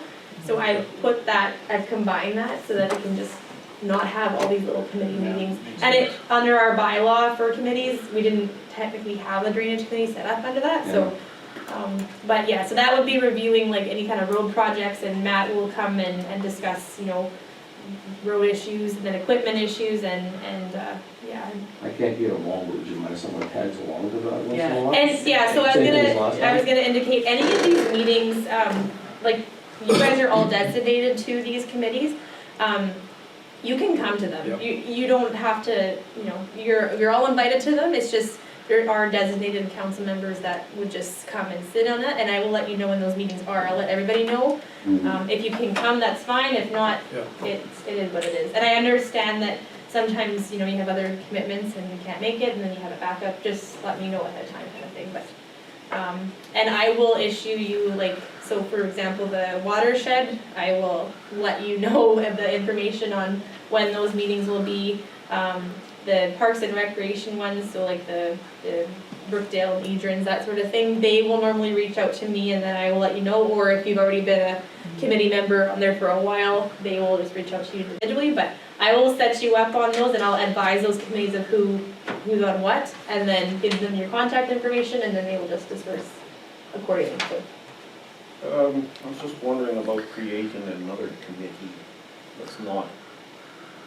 We used to have what was called an economic development officer with the town, and yeah, that didn't work out. Yeah. That's something I think should be on our level. I would like to see councillors named to an economic development committee. So I've refined and looked at our bylaws and whatnot, so we don't have an economic committee. Is that like established? Yeah, I know, that's what I'm saying. So yeah, Could that be is a established one. suggestion that I could, yeah, and if you want, you could tag that on here, or, That's not a bad idea though, Harold, yeah. Yeah, that was there at the start of our term, right? Especially when we have a economic development board in Brandon offering us to. Yeah, offering services to help Yeah. us, right? yeah. So, yeah, like I Oh, can, that's awesome. I can appoint members to that, and then, like, I was gonna let you know after the fact, but you have a organizational bylaw and procedures bylaw, so that sets out all your committees, everything with that, so I would add the economic development as a committee to that bylaw, just since it's not. Would you like to go on that, Harold? Yeah. Okay, And Dallas? Yeah, we were on there yeah, last time, and That was yeah, you good. were too. do you much want 3, No. or do you want? 3 would work, more the merrier. Yeah, Sure. I like that idea. Right. And Malcolm, No, Put my name down no, on thank that, you, I too. mean, sorry. okay. I was just interested in the planning district. Yeah, That was kind of Oh, like, Wow. but grandson, so that's okay. If you want to add my name to the transportation services, it's up to you. The boss Pardon me? here. If you wanted to add my name as a backup to the transportation services, I'll try to get as many of those as I possibly can. Well, we'll leave the 3 and the rest is can come into. Yeah, like I'm fine with that? I was gonna say, like, Yep, yep, like I you're said all welcome before, to come to yes. that.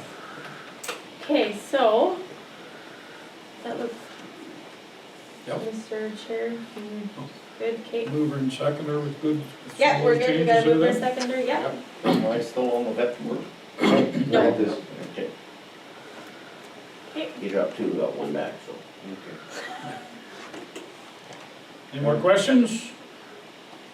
All in favor? Opposed? Carried. Thank you very much, everybody. Screen gravel, resolution 248, 2022, be it resolved that council purchase 10,000 yards of screen gravel from P. Baker Backhoe at $1.50 per yard. We have a mover, please? Seconder, I can elaborate on this one. talk a So- little bit, yep. Yeah, I need some water now. In our flood of 2020, is that 2 years? Yeah. Now, that was- So we had, I'll give you a little bit of a background. So we've got our gravel pit contract. So all of our crushed gravel comes from Parrot Pit, which is crushed and hauled out to 3 different locations in our municipality. So we've got Mentmore, we've got our Langford Pit, which is just, Alderman. yeah, I was getting to Oh, that. the old Langford pit. Yeah. West of What do we, Newport, 2 miles. yeah, so, anyway, that specific pit, like, so the one where we get it crushed at the Parrot Pit, we have, like I said, stockpiles for this gravel. We didn't have any screen gravel, so we did have a little bit for the flood for 2020, but we used a lot of it for fixing up our roads and whatnot, so we don't have an inventory for screen gravel there right now. And we did talk to Mr. Parrott because he is our normal fellow that we're contracted with Mr. Parrott for 4 years actually for crushed gravel.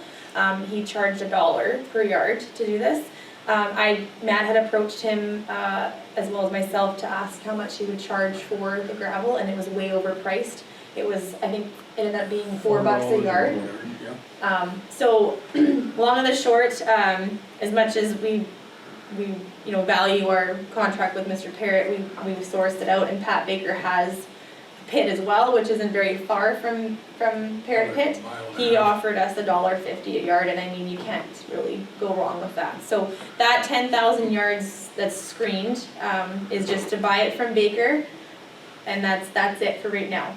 Now, as far as hauling that out or whatever, Matt and I have to get a tender That'll be another, to issue that out to move it to our stockpile, basically.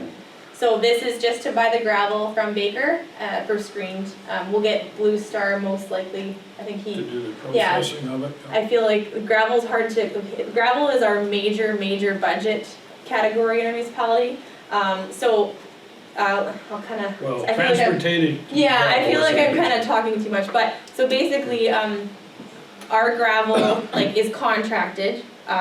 We, at the time of, I think it was at the last term, we had decided that we'd do a contract for our hauling and our crushed, consistently as when new council came on. So those contracts will be renewed in 2023. So like I said before, we've got our northern half of our municipality, which is contracted. Pat Baker hauls, Blue Star Construction crushes for us. And then we have our Douglas pit, which Blue Star crushes there, and then Ray Mitchell hauls for us. And then we have a stockpile at the Carberry yard here, and we just have our stockpile in the Douglas pit. So it all kind of intervenes, but the flooding did affect the screening up north, so we do have to have that. It's very key to have to our roads. It's very good gravel, so. Just a silly Yeah. question, the 10,000 yards, is that 10,000 yards of screen gravel plus the 1 to 2,000 yards of stone? Or is it 10,000 It's yards? everything. That's the product. Yeah, Okay. That's the Yeah. whole project. yes, and So maybe I it'll be should split have, down, we'll have 9,000 and 1,000, Yeah. whatever it works out to. yes, yeah, Just checking. yeah, so, That's it, with gravel, you've probably got 4 or 5 different commodities of gravel. And everybody around here will have a different opinion of what is screened, what's rock, what's crushed, what's pit run. yeah, our crushed is Yeah. what we mainly have stockpiled and what we use for our gravel roads. But But this the screened- 10,000 is of product, total Yeah. product of everything. Yeah, do you want me to maybe change that and add that in there? No, I it's know that, okay. and I'll have a contract with Baker and that'll I indicate. just wanted to bring it up for the. Yeah, no, that's good, yeah, like I said, I feel like I'm talking a lot, but, and No, if you're it's good. too much, just ask, that's fine. But, Any more questions on that then? All in favor? Opposed? Carried, thank you. Unisoft website contract, resolution 249, 2022. Be it resolved, the council enter into a 4-year contract with Unisoft Limited in regards to a website system at a cost of $6,995 annually plus taxes. Have a mover, please. Malcolm. Malcolm seconder. Harold? I can elaborate on this.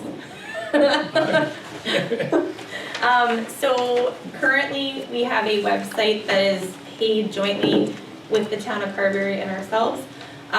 It's kind of come to light that in the past, with past council that, and even myself, that a joint website might not be very user-friendly for a lot of people. It's very confusing. I've had a lot of feedback on the website saying, that, I go, because I don't know if you've been on our own website. Actually, I can show you just to. It is, yeah, because, when you, We are our own municipality, and it's time to have our own identity. And we did make some yeah, comments to the website people about some stuff for us, and nothing was ever really. so the domain even, like you type in www.townofcarberry.com and it brings up both of us. So we have a new domain now. It's myncl.ca, so we'll have our own domain. So as you can see, it kind of, comes in and there's North Cypress-Langford, Town of Carberry, and then like our community services, that sort of thing. So if you click, like, for example, the town, this brings up everything for the town. And then if you click North Cypress-Langford, it brings up all of our information here. What the confusing part about it is people think that we are Joint. together, and we're not. We're two separate entities. So if somebody's new coming to town and they, I want to find out some information about North Cypress-Langford, they're gonna say, what the heck is, like, they're not gonna understand. So it's just some more clarity for both. And the town agrees as well. I talked to Grady, he's actually looking at another website too. Unfortunately, right now, we're in a contract with Munisite, with the town until April of 2023, which we've paid and it's kind of set in stone right now. After April, and they are developing a new site for us, you guys will have feedback on that. We'll have a demo that they're gonna show us, and then you guys can provide input back. But the contract itself, this is just to get the website set up and get it going, and we can make tweaks and changes to it as we go kind of thing. So just a little history on that, because it's a very confusing website when you go on there. It's not very clear. And then even for us, like when we put our minutes in and whatnot, there's just way too much filtering to do, and it should be simple. It should just be like, okay, where are the minutes? They're in here, that sort of thing. So yeah, so anyway, that's just a big change for us, and like I said, we're in a contract right now with Munisite with the town, but they are going with another site, and we'll have our own domain, so it'll say not Town of Carberry anymore, it'll say myncl.ca, and yeah, so. Okay. Anybody got any more questions for Trish on that? Is the town gonna use the same company? They're using, Grady All told me. I'm asking, is it cheaper if we both use the same domain? Or the same company to build these two sites? And Not was this likely. tendered? Pardon? Was this tendered? Well, so because Munisite's done our website before, and we do like the design of it. Right. And a lot of municipalities have Munisite, and that's basically the main one that they have been using is Munisite. It used to be called AllNet, but they bought it out now. So it is a main municipal website that people So are is familiar that with. from Winnipeg, can you say? They are out of Saskatchewan, I believe. Yeah, but I mean, I can look at other sources too. We did, we tendered it the first time, yeah. Okay. But we're happy with their. But I service do and like the everything. design of it, it's just the unfortunate part is it's Busy. too busy, it's too busy. So It just seems to me that that's quite a fee for. it's very, yeah. I can source out other ones if you'd like. No, I'm just making no, this that's- suggestion. Sure, yeah, for Yeah, sure. no, I just think that that's quite an annual fee. Yeah, and when you think about it, like our website is our main source to get information out. I mean, we have our Facebook. Yeah. If we, Advertising isn't cheap, I know. yeah. And I mean, like I said before, a lot of people like they go to Google and they look up North Cypress-Langford, and that's how people research Find out. nowadays, right? So, Is that fee to make the new site? everything. So that's everything over 4 years is Yeah, 28 all in grand? here. That includes that's like everything in training for maintenance? us, maintenance, Okay. that sort of thing. Yeah, it's all included in that. Still a little steep, but I mean, it's still. Yeah, I know. I mean, it's still, okay. I mean, it's a proven product, right? It is, yeah. That really hasn't really gone up much this last. So I was gonna say, this is It the really fee that we hasn't. paid with the town, but we just split it, Yeah. right? So now we're just have the whole cost on our, and so, Any more comments, concerns then? All in favor? Opposed? Carried, thank you. Trish, can I just get 30 seconds to change my battery? yes, for sure, thanks. Take a break for Progress. All right. NCL Employment 2022 Pay Rates, Resolution 250 of 2022. Be it resolved that council has reviewed and approved the 2022 municipal employee rates. We have a mover to get this on the floor. Rob, seconder. Grant. What is the You code? wanna explain what we got here, Trish? Yeah. So, did I email you about this? I think I did. No, I did? Yes? Yeah. Okay. So for us office staff, our wages approved by a resolution from council. So basically, and I don't know if I can share this with you, I can pass it, I sent it in the email though, right? Yes, you did. So yeah, basically why I needed to do this is because the auditors need council to just make sure that it's all set in stone. We have reviewed it, like I said, Teresa, myself, and Nellie, and Dan Parker. So Dan Parker is our nuisance grounds operator. So all of our wages are set out by a resolution for council. So in that resolution it states, and I have a contract with council. The other staff is resolution. So my contract does renew at the end of this year. So we will have a personnel meeting to discuss payment, wages and whatnot, probably shortly. So like I said, you guys are all appointed to different committees, so that personnel committee will review all of our rates anyway. This is just, and then the union, so Public Works is unionized, so their contract, the contract states how much they get paid and how much COLA is, that sort of thing, so it's all laid out in that union contract. So their contract also renews at the end of this year. We haven't had negotiations yet, they haven't reached out to us, which I find very odd. Because I think it's normally November, right? Yeah, it's before long anyway. They do have a new union rep, so it might be a little bit yet, but, so like I said, that'll be negotiations. That was, who was on? I think it's- Yeah, but anyway, so this is just an overview of what we all make, what we have for holidays, that sort of thing. So you guys did all get that in an email. It's just to approve it for the auditor's sake. And like I said, we will have a personnel review for everyone shortly. We can go over that too. But yeah, the union negotiations takes a little while for the Public Works, so we usually have the personnel committee meet with the union and the union rep, and then we discuss wages that way, so. Yeah, Okay, does any that make more sense? questions on that? You emailed it all out, and it was quite straightforward there, so. Yeah. We have mover and seconder, all in favor? Opposed? Carried, thank you. Signing authority, resolution 251, 2022, be it resolved that council authorize Ray Drayson and Dallas Olmsted signing authority on all municipal banking accounts with Westover Credit Union and any two to sign. And further be it resolved that Robert Adrianson be removed from the signing authority on all municipal banking accounts with Westover Credit Union. Can I have a mover, please? Grant. Grant, seconder? Robbie? Any questions on that? Just to get everybody set, normally the That's read and normal, the, yep. yeah. All in favor? Opposed? Carried, thank you. Nothing added to the agenda. Did I miss something? Okay, you go ahead, I missed that. Okay. I did reach out to Trish here last week and ask My him. bad. No, it's okay.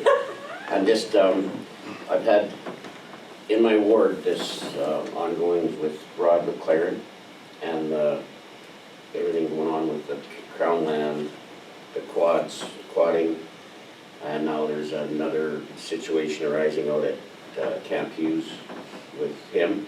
I'm just wondering what the old council, where they stood on everything going on, moving forward. Because I know that, I believe there was it was passed, he put a gate in. The other day I talked to him there, I just happened to go up over the high crossing to see what this pile of Yeah. stuff he dumped, and he's there putting a gate in. And he wanted to give me the password, or I said, absolutely not. No. I said, I'm not taking that. No. I said, if people get in here, it's gonna be nothing to do with me. Right. Absolutely. So I'm just wondering where we are with this, like, where does last council stand? Because this came from you guys last time. Access to Crown land, is that the issue? Well, there's Crown land, His there's goes private on his land. own private land there where he put the stop, and he has every right to Yeah. put that there to stop, well, a fence or something, yes. So he's got people crossing his land. Going, the way I understand it, the road allowance comes across and then it veers off the road allowance into his land. It's And not then there's the road, Crown, Yeah, it's just into his Yes. land, yeah. and then there's Crown land at the south end up against the hydro line, and then there's another ratepayer that's having issues at that end, Jeff Straight, right? Yeah. So, I just happened to be with the, Miles from Crown Lands last week, and he was talking to me about some of these things, and he, like, I have my beliefs on what should happen in that and what, Yeah. but I just need to know what you guys decided Well, last year. We were still waiting on a reply back from Crown Lands, were we Yeah, not, you got further than we regarding did. West Yeah, Main it's- ATV Club? Oh, really? We didn't really have much response Yeah, at like all. Rachel had, or sorry, Cypress Planning had that open house, We have an open house. Oh. for feedback That's what from, that was That about. was a couple Yeah. months Yeah. ago, yeah. yeah, And then they get come.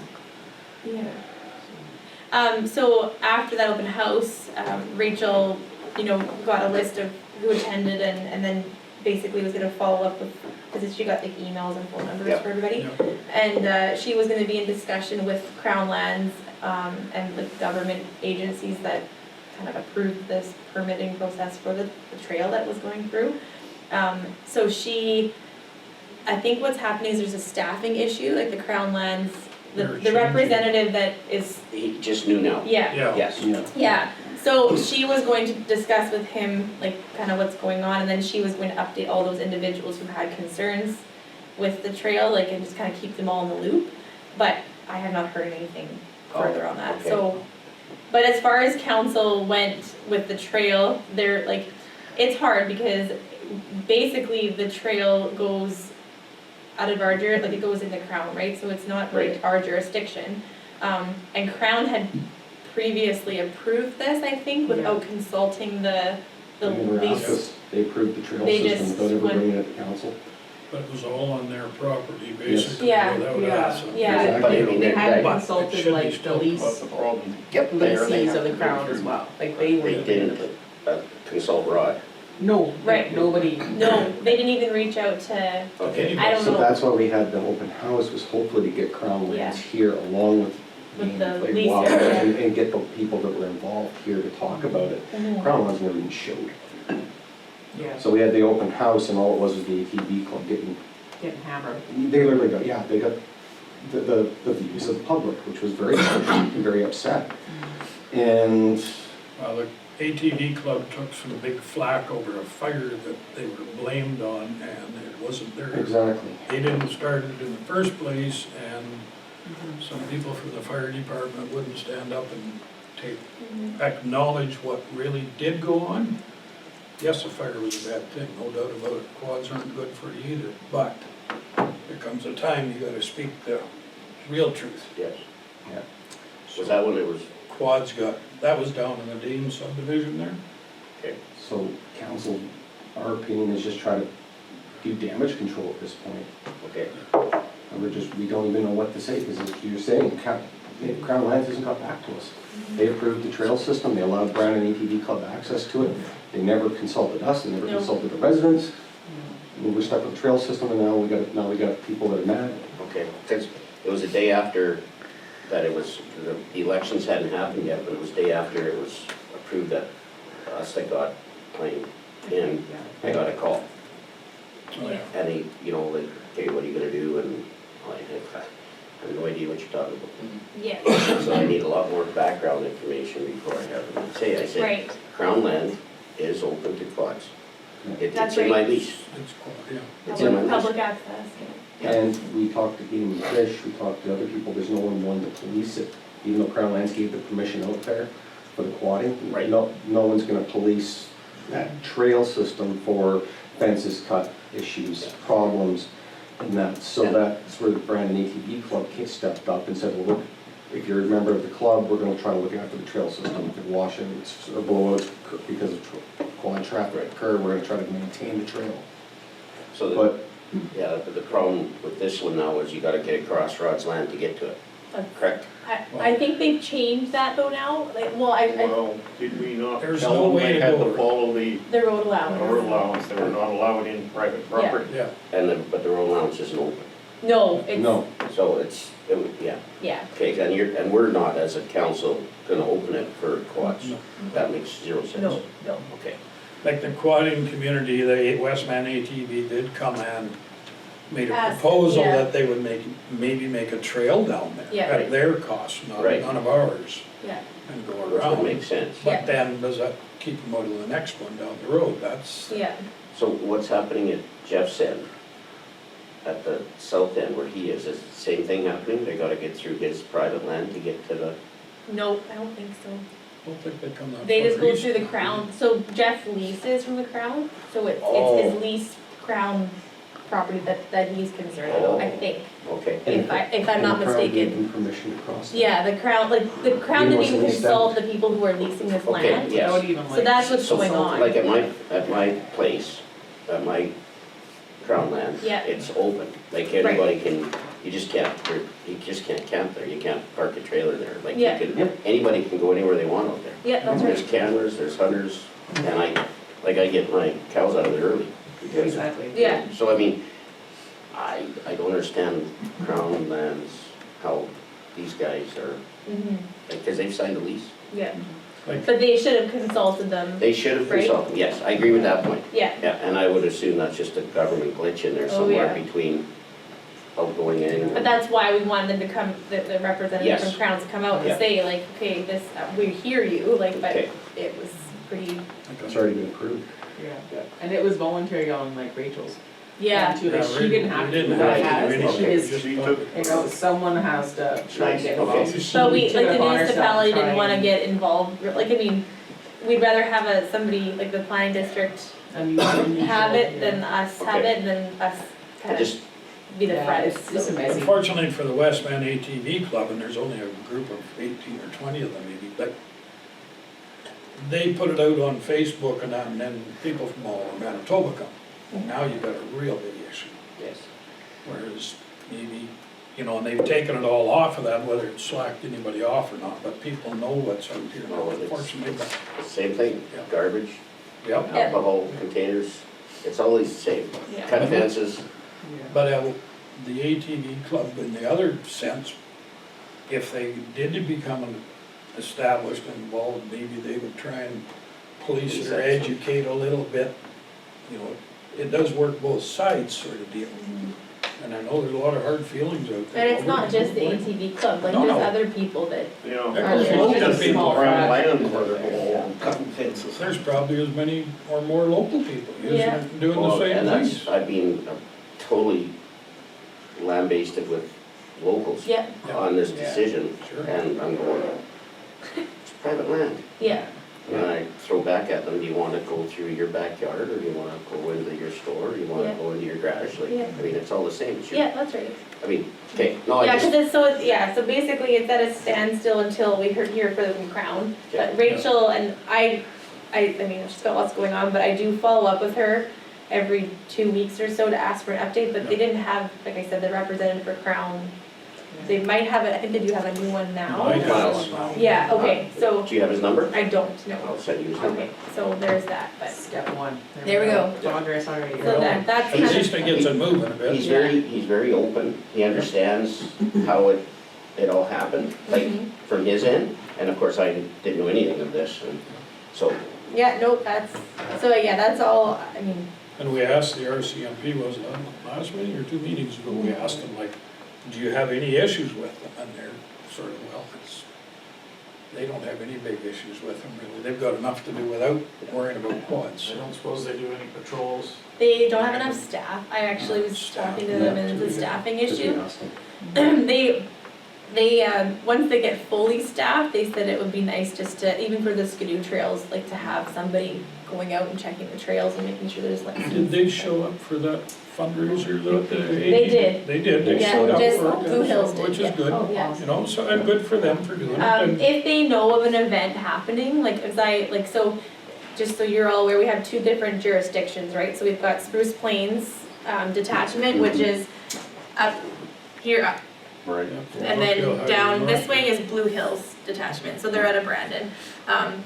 And they both cover a fairly large area, and I mean, with COVID and staff shortages everywhere, it's hard to kind of keep up, and something like patrolling would be, one of the constables said, like, it's hard to have somebody on there just on an ongoing basis. But if they knew there was something. But yes, going on if they know of there, an event, then like I said, Blue Hills did show up to that That's one. awesome. Yeah, They're just a hoping- Yeah, they knew presence about that it, they're yeah. there and then, you know. Which is good. Yeah, so, but anyway, Robbie, just to sum that up, I'll follow up with Rachel too, and maybe we'll have an update of some kind. Okay, I just called him Miles at Crown Land, so I've sent it to you. Oh, okay. But I'm looking for his last name, I think I have it here, but he was married to Wayne Oh, Blair's yeah, got daughter. it. He was married to Wayne Blair's daughter. They're separated now, Oh, okay. but he knows Carberry quite well, and, yeah, so. I'm a little annoyed when you look down in the states, Idaho, Wyoming, Montana, Colorado, they refer to it as fence tampering, and it's a serious criminal offense. Why don't we have that up here? Oh, I know. Because it doesn't have to be easy access, like we have a pasture that's like 3 miles off a main road, you have to go through the back road and a crown land and someone else's pasture to get to our pasture. And we still have random Yeah. Oh, yeah. cuts, like Last you can't year, I even think we get there. spent 3 days separating 3 separate herds. Somebody went through on a quad and 3 separate pastures. They just cut the fence and drove on through. Yeah, it's everywhere. Just so you know, I added committee reports, I haven't, so if you look on the screen, I meant to do that last time and I forgot, I'm so sorry. So we can, I can, Okay. yeah, but if that's it. I give you enough sort of background, Robbie? Yes, sir. Anyway, and everybody else too. I appreciate that, thank you. Okay, good. Committee reports then, has anybody got anything to talk about on archives? Our first meeting is Wednesday and the time is 5:15. It sounds odd, but it's so as everybody gets off work, they can come to the meeting then. Not a bad idea, Charlie. It's at the old town hall, Hey. up in the committee room. All right, That's my committee. I'll give you information about, I thought I better say that, so that's the first meeting. So, That's this Thanks. coming Wednesday? yep, Wednesday this week. Thanks, Harold. Arts Council, Melanie had a chance, the art director, sorry, had a chance to go to the first actual gathering. So pre-COVID, so she had a chance to get to go to Portage, and it's kind of like equivalent to our convention, but get actually together with a lot of peers that first time for a lot of people, so she had a really boost of excitement, and she's got a lot of things rocking. And then we still have, well, no, it's just for joint, but I just thought Yeah. you had. no, that's cool, we do have a craft sale on this coming Saturday. Yes, that's right. And then the tickets, I believe, are almost completely sold out, or close to, for our mystery murder in December. And, yeah, piano lesson recital December 5th, open to the public. Pretty exciting stuff. Yeah, I think that's it for now. Could I add? Yeah. Exit stage left. Good on you. Yeah, we are having our last weekend in April. I'm trying to think of what's the dates. That's when the play is called, what was it? The Clock Strikes 1. It's a murder, it's a comedy mystery. Well, strikes one. All right. Awesome. it's an original one. Yeah, it's quite good. We've been practicing now for 3 weeks. So Good for you guys. Health. Health, Well, I don't have an update, but. up there, we have a new doctor in the clinic up there in April, and an announcement was made for the hospital, and they're out there moving dirt as we speak, so. 2025 is when they're hoping to have her up there. have you been getting anything from Bob on the, what is it, the shower room they're building in Carver? Last I heard. He they gave were- an update last time, but like we contributed some funds to that. I have not heard anything. I don't know when the next meeting is either yet. I'm gonna reach out to him and. Yeah, I've been a bit lax on that. I've been caught when they're, I've just been letting Bob go to the meetings. Yeah, Pretty sure he said that the funding was locked. It's locked, yeah. It was all available, yep. Scotty's gave us, we gave us some money too. Mhm. Yeah. So it's a go, yeah, that shower project, yeah. Was that from the money from the Presbyterian church go into that, or I'll have to ask that. Yeah, I'm not too sure. I know that the foundation, us, Scotty's, I can't remember who else funded that, but there's a lot of Yeah. community assistance with that, If so. I remember correctly, Harold, at the last joint meeting, the funds are being transferred over to Prairie Mountain Health. They had, Yeah. they had to contract the building, and they were looking for contractors at that point. To try to Just, tender it out. the unfortunate thing is they've shut down the Presbyterian church here in Carberry and they transferred the funds to the Health Action Committee, so. Oh, okay. Okay. You gotta get that shower up and running, those old guys are getting older by the day, right? Thanks, Ray. Evergreen, not too much more going on out there other than normal. Cardboard's worth nothing, so they're throwing it in the hole now. Unfortunate. Yes, I heard about that. Yeah, it's in your communications that you're. They're still working on getting some, finalizing with the gasification unit. Have you heard anything about that, Robbie or Grant? They've got a unit up there, it's how to get rid of garbage by a chemical reaction. I'm not sure Ken And it'll end up, they did some tests a year ago, it's in a sea can.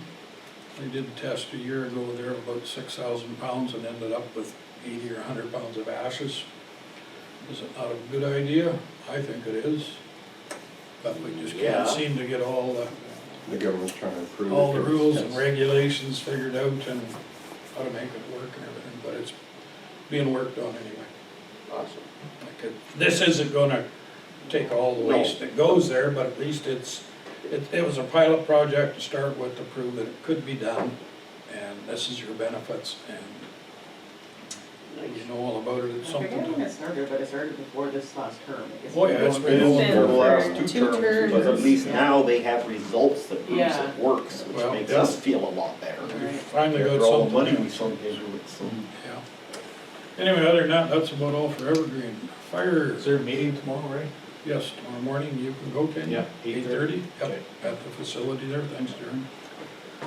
Fire, anybody got Fire, anything on they that? have a fireman's ball on the 3rd of December at the community hall. There's tickets available for Carberry firefighter, or that's all I know about for now. They have their meetings on Tuesday night, right? I think so. I'll let you know, Robbie. I think, right? I'm pretty sure it's. Yes, Yeah.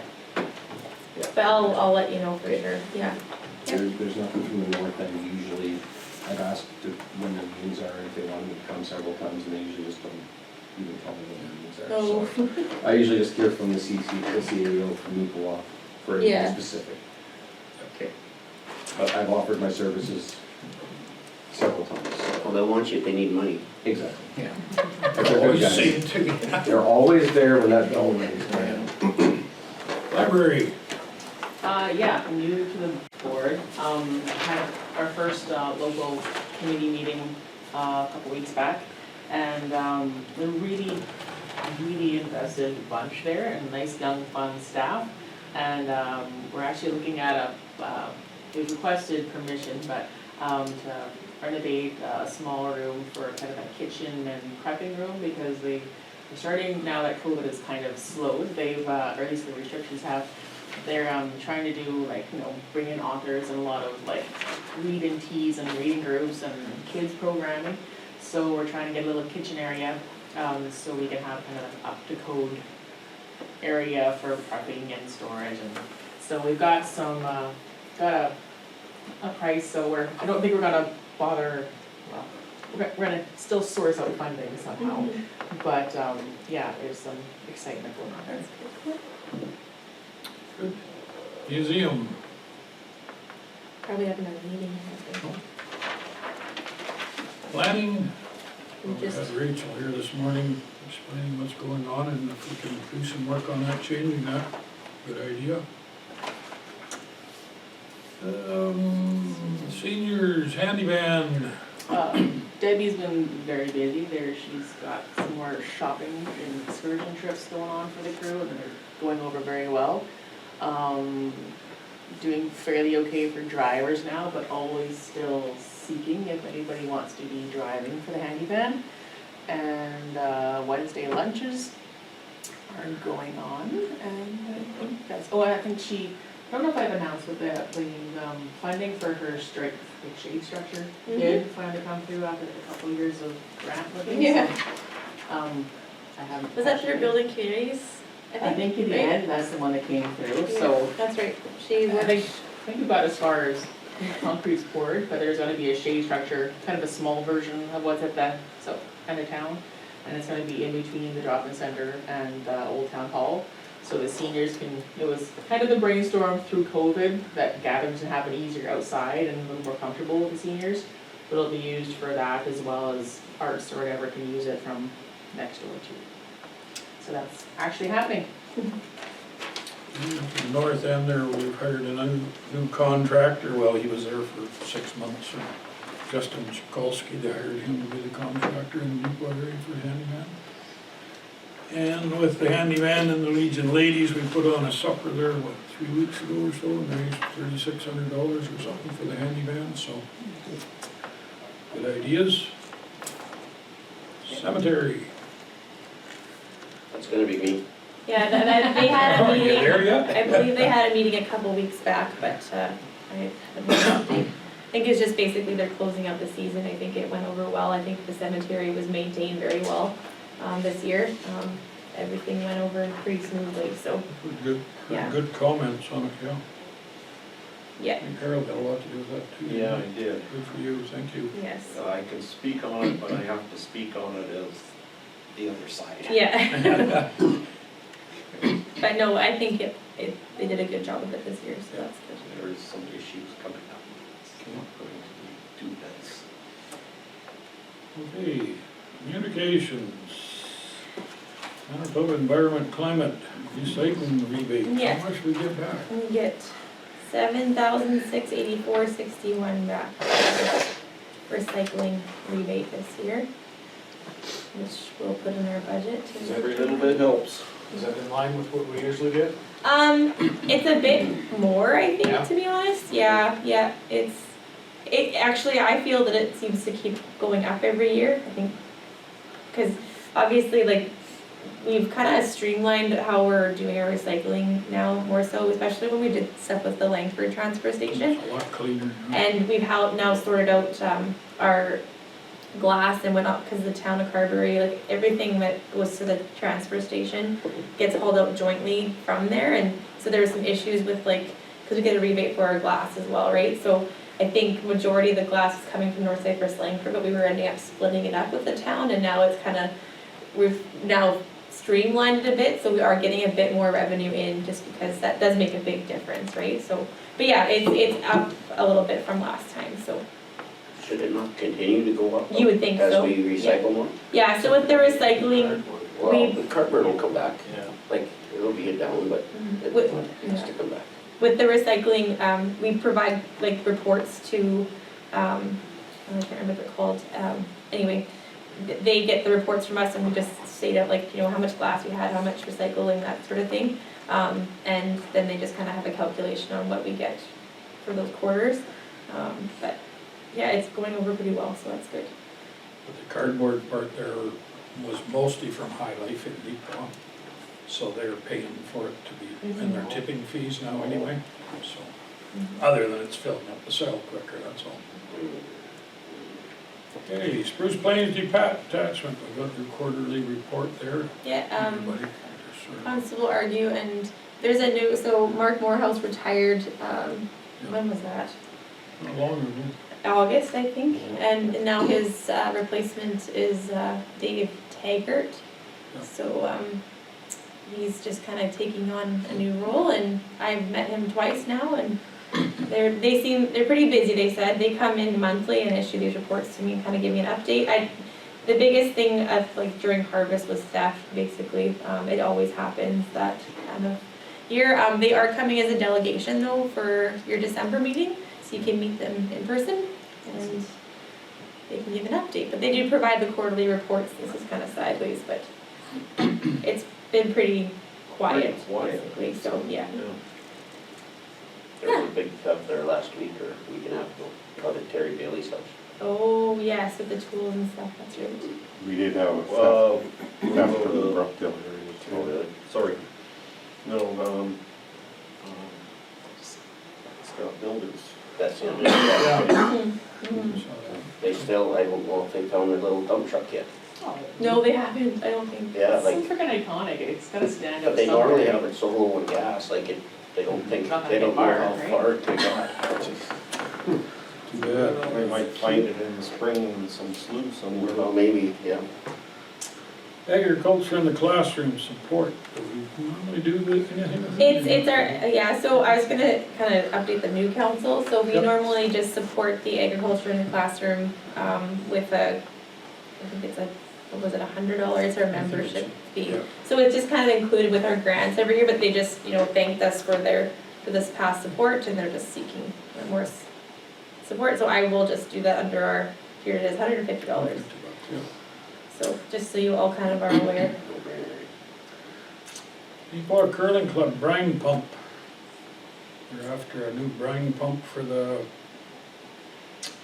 ice plant and all that. That should maybe just send that to the Langford Rec Group. Refer to Langford Rec. I think it's around $5,000, but usually we send any of these things for improvements in Depot, usually goes to the Langford Rec and then they deal with them. Did they look at what the town has for extra equipment from extra supplies from the rink? They had a list of all that stuff they were putting up for sale. I don't know if I they can't did. remember if there was anything in there that they could have used. Was this stuff? Bobby Hawken is the one that usually does stuff up there, and I'm sure he's probably aware of what maybe there is, I'm not sure. I know there's a couple $100,000 worth of parts Yeah. and stuff that they were putting up for sale. Okay. Maybe I can, They've already got their new pump already to Yeah. do, but that should be out there for people to know Yeah, that right. it's there, yeah. I think we've advertised, He's put it on the website. yeah, and it's been there for a while, he's but, had some interest. yeah, now we might be able to get rid of it, to be Yeah. honest. This stuff left over from that view. It's from our, No, from that, yeah. ice plant from whatever. How long ago that was, I can't even remember, but 8 years ago. we've been trying to get rid of, or sell it, but nobody seems to grab, so I think we do finally have somebody that will pay, and I can't remember, what was the offer, Robbie, do you remember? I never I actually. can't remember, but I think it was more like just, It was 50 grand. it was a pretty good, Yeah, it was 50 grand for whatever they were bidding on. They were $75,000 part or something. yeah, I think they got offered 50 grand. which is, I think, and then I think the rec board just said, yeah, like that's. Oh, yeah. It was, did we have, we didn't have a say in that. did we? Well, there's an I email don't think that, there was a dollar number, but I think there was like a approval to sell access, right? Yeah. General, Yeah. right? Just, yes, Yeah, approved, general I mean, approval, just I think. sell it, but I saw an email or something about it, and it was Yeah. crazy, like I went, holy smokes. Yeah, I don't remember seeing a dollar number, but I remember. that sounds good. Evergreen cardboard recycling, I think we just touched on that. Yeah, Blue Hills Detachment, another quarterly report, this much is the your same as. south end Blue Hills, I think I explained that before, but that makes sense, that's the Blue Hills RCMP. So they're the south of Brookdale basically area. I don't see them as often as I do Spruce Plains, I wish I had seen them a bit more, but I've expressed that to their detachment, so. Westman Regional Library, new director, Yeah, that would be you. Erica is, Mhm. yeah, there's a great staff in Brandon, and they're just trying to be proactive and just send out a, Welcome, hi. yeah, a welcome and, Good. yeah. Hopefully they have a little better attitude out there now. It's actually a very positive group right now. I know it was kind of daunting heading in because it always was that way, but it's, it's a pretty good bunch. White Mud Watershed Fall Sub-District meetings, I think. Yeah, so I've got everybody's aware of here- what's going on there. All of them, so if you were appointed to one of these sub-districts, here's your information, but I will send more as well, just so you're all. And for the new appointees too, like the deadline was Thursday to sign up for the gathering, right? The White Mud Convention. Oh, that convention. But I know there was, for anybody new, you might still be able to. Most of these are this week, I would imagine, so. Yeah, these are- Oh yeah, these ones, but then that first week in December. Yeah, that's when the convention is. Convention is, so I know there was in that letter, this is your last chance to sign up, but any new appointees possibly still have a chance to. And I'll, I'm gonna touch base with White Mud when we're done here, As soon and as we're done and see Yeah. what- Yeah. and he can send you out the information if you still wanna. Are you going? I did not go sign up this time, no. Okay, anyway, I'll send that information out. There's a whole bunch here, sorry, okay. Nipah Chamber of Commerce Parade of Lights, Nipah Parade, November 26th. 26th. Big week, hey? Yeah, it is, yeah. So we normally put in our grader, I believe, or do we put our float in? Haven't done the float. in. Put a float in, Yeah. so probably shoot for the 23rd or the 24th to decorate it if anyone's available. That's- In between we get home and have a staff party. It's a full week next, That's, Yeah. it is. yeah, It is, yeah, 26th is what, Saturday? yeah. Yeah. So even a Friday night or something. Well, Friday night staff for party. staff party. right, staff We party. can go there after the staff party, bring everybody with Well, I us. might just bring the trailer there to the staff party. Yeah, so You'll normally, help Malcolm, Dallas, Yeah. anybody else, Jaron, Yeah. If I can. up there, anybody I'll- else too, like, I'll try to figure something out, the trailer will be at the north end shop, I'll get straw bales around it and all the Yep. general stuff out of the loft down here. And we Yeah. just need some hand sitting up, it takes about an hour, hour and a half. Nice Just to make have sure just the the guys that body got sitting that- on. Kids are in Looks 4-H and cute. Scouts, so we have to help with theirs too, so. Okay. That's fine. Whatever happened to that fireplace I donated? It's still there, It's stored it's there, all yeah. up in the loft Yeah. here, I'll get all this stuff from the loft, Well, I'll get it up better there. ask the we guys do to the help. same for Oh, I the will. Nipawad Same for parade both as we there do for the and- Carberry parade too, so. Yeah. Yeah, I won't be able to When's the help that. February one? December 3rd. December 3rd? It's the same day as the Carberry, the hockey day, and I won't be here Fireman's Ball, I that, think, is that I night. won't we'll be make here, it work. I won't be here that day, but I can leave my truck in the keys, Yeah. because usually my truck pulls it, Yeah. just, it's what's happened. All right, Cool. Trans Canada Highway, Yellowhead, introduction, yeah. we haven't, we We've used never to send subscribed to a support kind of for this, but the past few years we really haven't. Anyway, they're just introducing themselves on what they do, and if council's interested, and let me know and I can reach out to them, but we really haven't had much to do with them too much, so. Carberry Homecoming 2022, thank you. Yeah, sorry, it's kind of a sideways image here. See that? We look all sideways on the picture, Raina, you know what's going on. I did have some additional correspondence that I just got, just give me 2 seconds here. I got my, so we have, Chamber of Commerce, I'm trying to find it right here, Carberry Chamber of Commerce. So, they're doing a kickoff to Christmas type weekend, so November 30th, they're starting to do a Carberry Bucks entry draw.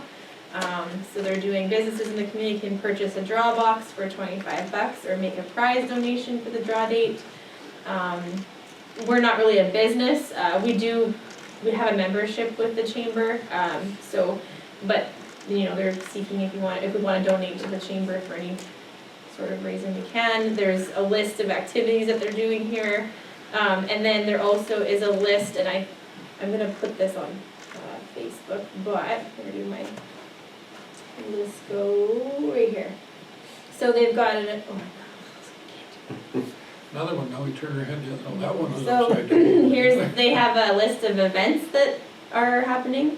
So I'll send that out to you all just to have, and it'll be on our Facebook and our website I page. think you but- did already. Did I? Yeah, Okay, I good. see that. Okay, I'm way ahead of the game then. So. Good job. Yeah, and then I did get, I think there's one more thing. Wellwood Community Club, so they Yes. have, yeah, sorry, I just, We just had our meeting last week, and we've completed we finally found a contractor to do a good chunk of the renos on the hockey side. Not so much the curling's hopefully coming yet this year, it's next year, but we found a contractor to do half of the project, so they're lettering to recoup the $35,000 from their reserve that we spent on the construction this year. which is the purpose of those reserves. You betcha. So that's good that they're using it. So I don't see any issues Do we with, have to make a resolution or anything, or not, or it's theirs anyway? Yeah.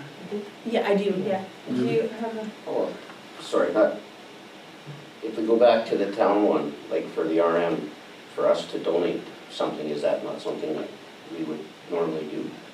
Or do you have, like, To is the that, Chamber of Commerce? yeah, well, for the for the Christmas, kickoff the thing? kickoff to Christmas, like, Yeah. is that something that, you know, a $50 something? I mean, is that, I don't know, is that something we do? not? We have done Yeah. donations in the past, yeah, for sure, if it's something that you guys feel that But you would like to The two do. towns now too, Yeah. so you gotta remember it works both ways. Yeah, but so where we- does it- So we have Absolutely, we have a absolutely. membership Yeah. with both, and we have Same thing, membership with so the yeah. Carberry Chamber and the Neepawa Chamber. I don't think, unless there's like a really specific thing that's going on, we don't normally Right, provide a donation. Right. But we certainly, you can make a resolution if you feel, and that's fine. Like I know up at the north end, most, we usually deal with it through the rec committee. They take their money out of there a lot of times. But where do you draw their line and how do you do it? I don't have a problem supporting them, I think it's a great idea. I mean, If we do it's a 100. small token for the amount of tax people we have in this Yeah, I know. municipality, you know, like, and Like it's, if you want to make a resolution, Robbie, you certainly can. like, I would do that. Okay, that's fine. What would you like for a dollar figure?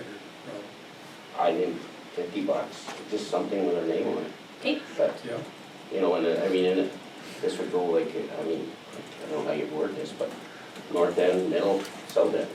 You know, like, I mean, I think it's I'm just just good gonna for us put to in do. here- it's PR. Yep. That's all it is in my eyes, is PR. Is that okay? The council donate $50 to the Carberry Chamber of Commerce for the kickoff Christmas event? You wanna make that motion, Robbie? Yes, sir, please. We have a seconder for that? I'll second. Harold? Okay, Any questions, comments? You want to increase it, decrease it? All in favor? Opposed? Carried, thank you very much. we will Rob. number Thank you, guys. 252. Okay. All right, so that was all, sorry, that's all I had for the adage. That it? Yeah, and then you'll have to do a resolution for Wellwood, just a second, I'm just gonna Okay, yeah. hurry up here. I know everybody's getting hungry. Fine, it's not even All right, lunch we're yet. still going to be out of here by 12.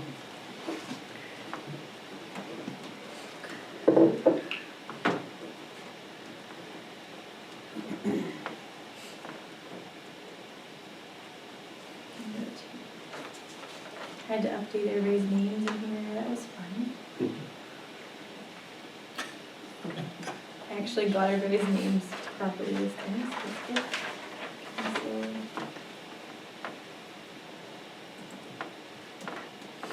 What was it, 35,000 right? Should we not do the same for Neepawa? What do you mean? For Well, their they're not Christmas in the event? municipality, that's the reason. Well, neither is Carver. Yeah, I know.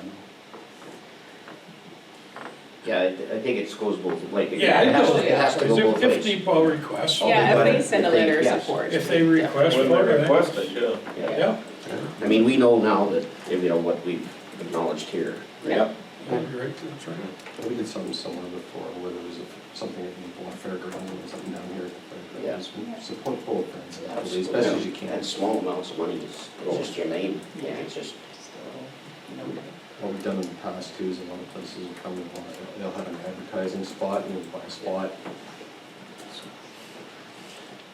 Okay, so this is, are we, I missed, sorry, I was typing.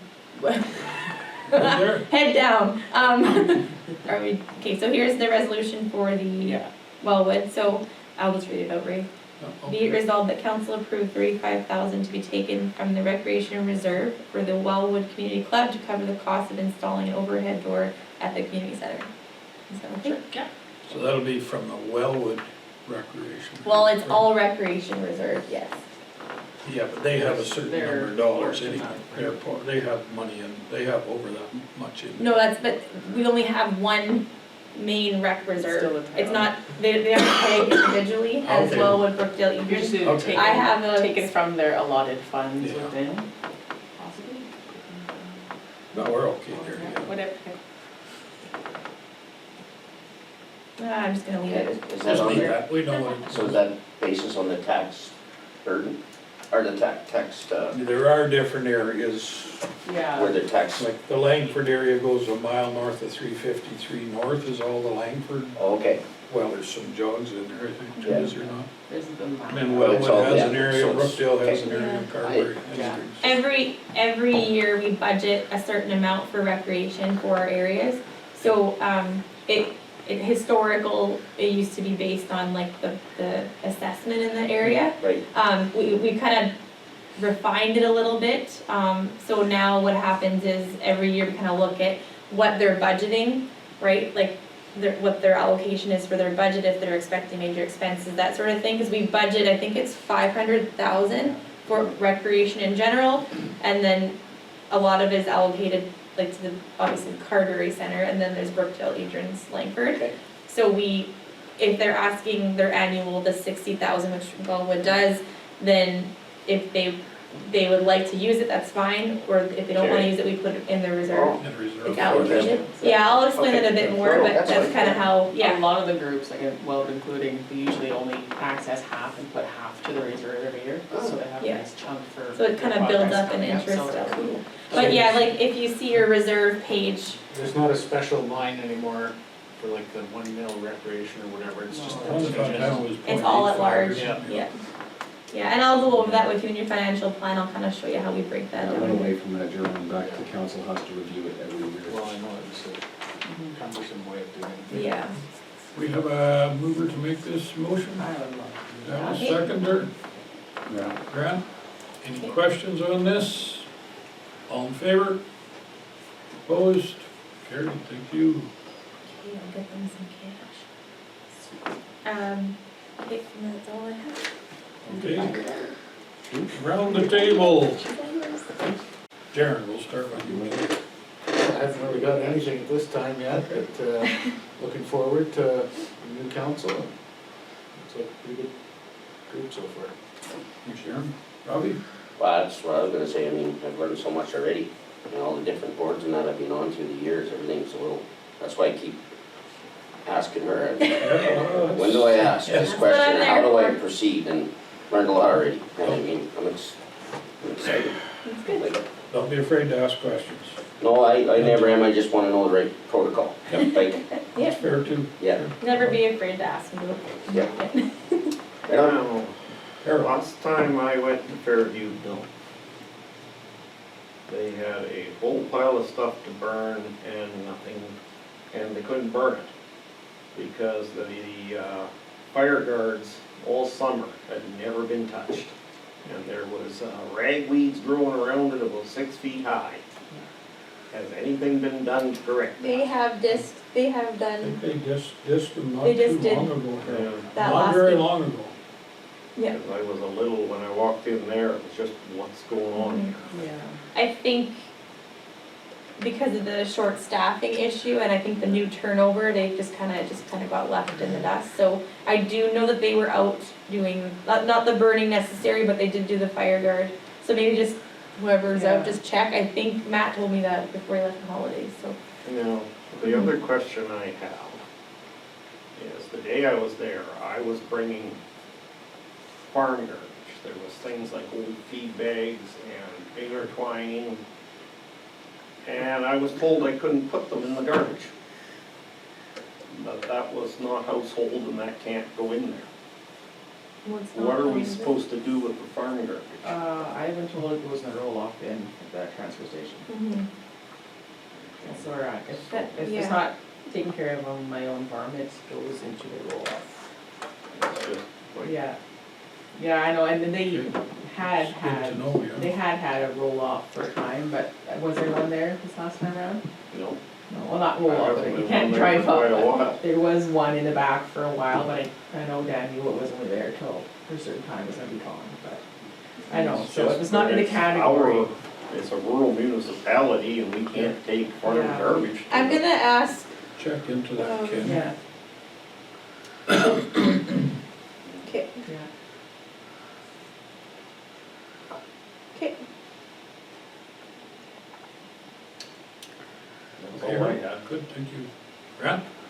I've been approached already about roads for potato harvest upgrade, and what's the procedure when is that? Like as in like a upgrade to a road or a new road They or want, what? a lot of potato producers want the roads up, the back roads upgraded Okay. for bigger machinery. So, the procedure with that is if you get a request, let me know the road, and who it is. And then when we have our transportation services, like our meeting with the Public Works, Okay. we'll bring that up, and look at the road, and we kinda, to back up, we're trying to get a, strat plan established. So we do have roads, Have we read it? I can get it, it's okay.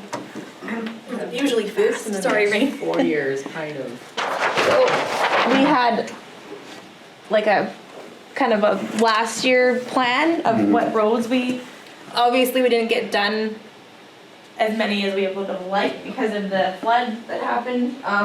But Yeah, we can only did- do so many a year, and that's council, not too old council, like past council did review, we got a list from the Public Works staff on, because obviously they grade the roads, they understand, they have like basically what needs done and what is a priority.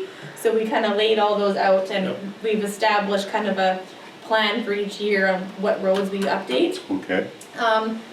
So the theory behind this is we'd like to fix roads that we have right now and maintain them and upgrade them before we start building new or upgrading new roads. These are secondary. Yeah, Machinery roads. Machinery roads. So we have in the past, like, we have done a lot of upgrades to machinery roads. But like I said, depending on where it is, if you just send me the road information, Yeah. who it is, and then we can bring it up at that table and I can even go through that list. And maybe it was on a list, like for next year, like, Would they be asking for a full upgrade or Yeah. just like brushing out and widening the? Well, some of the roads are completely, they were made for a 3-ton Yeah. truck. And now, you know, how big Yeah. potato trucks are. Some are, I just talked to a few guys and basically the roads, it's the base. The base is all now full of dirt. And, you know, it's just a matter of just plowing on dirt. Maybe, I don't know if there's clay under these roads or not. But 2 years ago, when they got a major rain event, there were some emergency repairs down there just to get the potatoes off the field. So everyone, you know, wants that done. And just we're going to change the subject now, is beavers on the main drains. It's not that long ago that we had the flood that really impacted our area. And just for example, there's on the Brookdale drain, there's, even on Andrew Dennis's section, there's a beaver dam. Anything that's watershed jurisdiction, I've got camp to take a look at, and I think next week, the backhoe, or the week after that, Yeah. they'll be taking out the dams on the watershed section ones. Yeah. As far as drains through private land, that's up to the landowner, Yeah. so Right. if they're If it's affecting bothering our a road, culvert or road, we can act if it's within the right of way. Yeah, on 464, that, I don't know if you've seen. it. Yeah, I have, I checked it out after you But mentioned that bridge is getting compromised Yes. because of the water. it. I think that's where. That's highways too, though, not ours. Highways, Yeah, the west end of watershed jurisdiction on that drain ends at the bridge. And then from the bridge to Highway 5 again through the Hutterites' natural portion, Right. so. That's just where I'm getting today, everyone's concerned Yeah. about maintenance isn't done on the way flood, just like it should be. Should that bridge you said that's getting compromised, should we send a letter to highways about it? I think they know about it. I've seen it. They're nothing about Just it. double checking. I think, I spoke to, I think it was the foreman for that area and he had it on his list or whatever, but I haven't talked to him yet. I know Matt was discussing that with him too, so Matt's. but- Beavers had the water backed up where actually the white one couldn't Yeah. mow the drain. like it was that Yeah. bad. But, The yeah. plan is for, I think it would be next week, if not the week after, to go up that whole portion to the west. Mhm. So, Yeah, I know it all starts at the Mendoza, but, All goes downhill. yeah. I'll give you an example. I have a road in my, well, it's not a road, it's a turkey trail, but the two landowners have been determined for the past 6 years, like we had 5 meetings, Bob and I, with them last year. They're wanting a road put through. Well, where the road is, there's a 6-foot-high 6-foot-high fence line, and it goes into a slough. And they're determined we were gonna build a road for them to get into, because last year it was so bad they couldn't even get their crop out till about October because of that. But problem is, you can't build a road through a slough, and we're not gonna start building on, they wanted us to go on their private property. Well, no, we're not going on their private property, that's not our responsibility. I don't know if it's an ongoing issue, that road, but I just hear from, this is what I've been hearing, is people would like to see some upgrades on these secondary roads. A lot of them to do with this year, we were short 2 graders for Yeah. probably half of the year too, so. That's all I've been hearing, so. Yeah, That if you doesn't just help wanna matters give me a list Yeah, and, okay. and, I was gonna say, and I'll check it twice. And the rest of the back, you know, the secondary roads are, you know, just major holes have to be filled. Any more? lots of phone calls. Hmm? You'll get lots of phone calls, everybody will want that. I one time had a guy phone me up, he wanted me and the grader operator in his yard in half an hour. So, Well, I told everybody that their concerns, that, you know, you gotta, we'll bring them forward on your behalf. If you got 5 things you want done, well, maybe we might get this one done in 2024. I've never promised anybody. No, that's good, That's yeah. good, that's the way to go, yep. Yeah. Any more, Grant?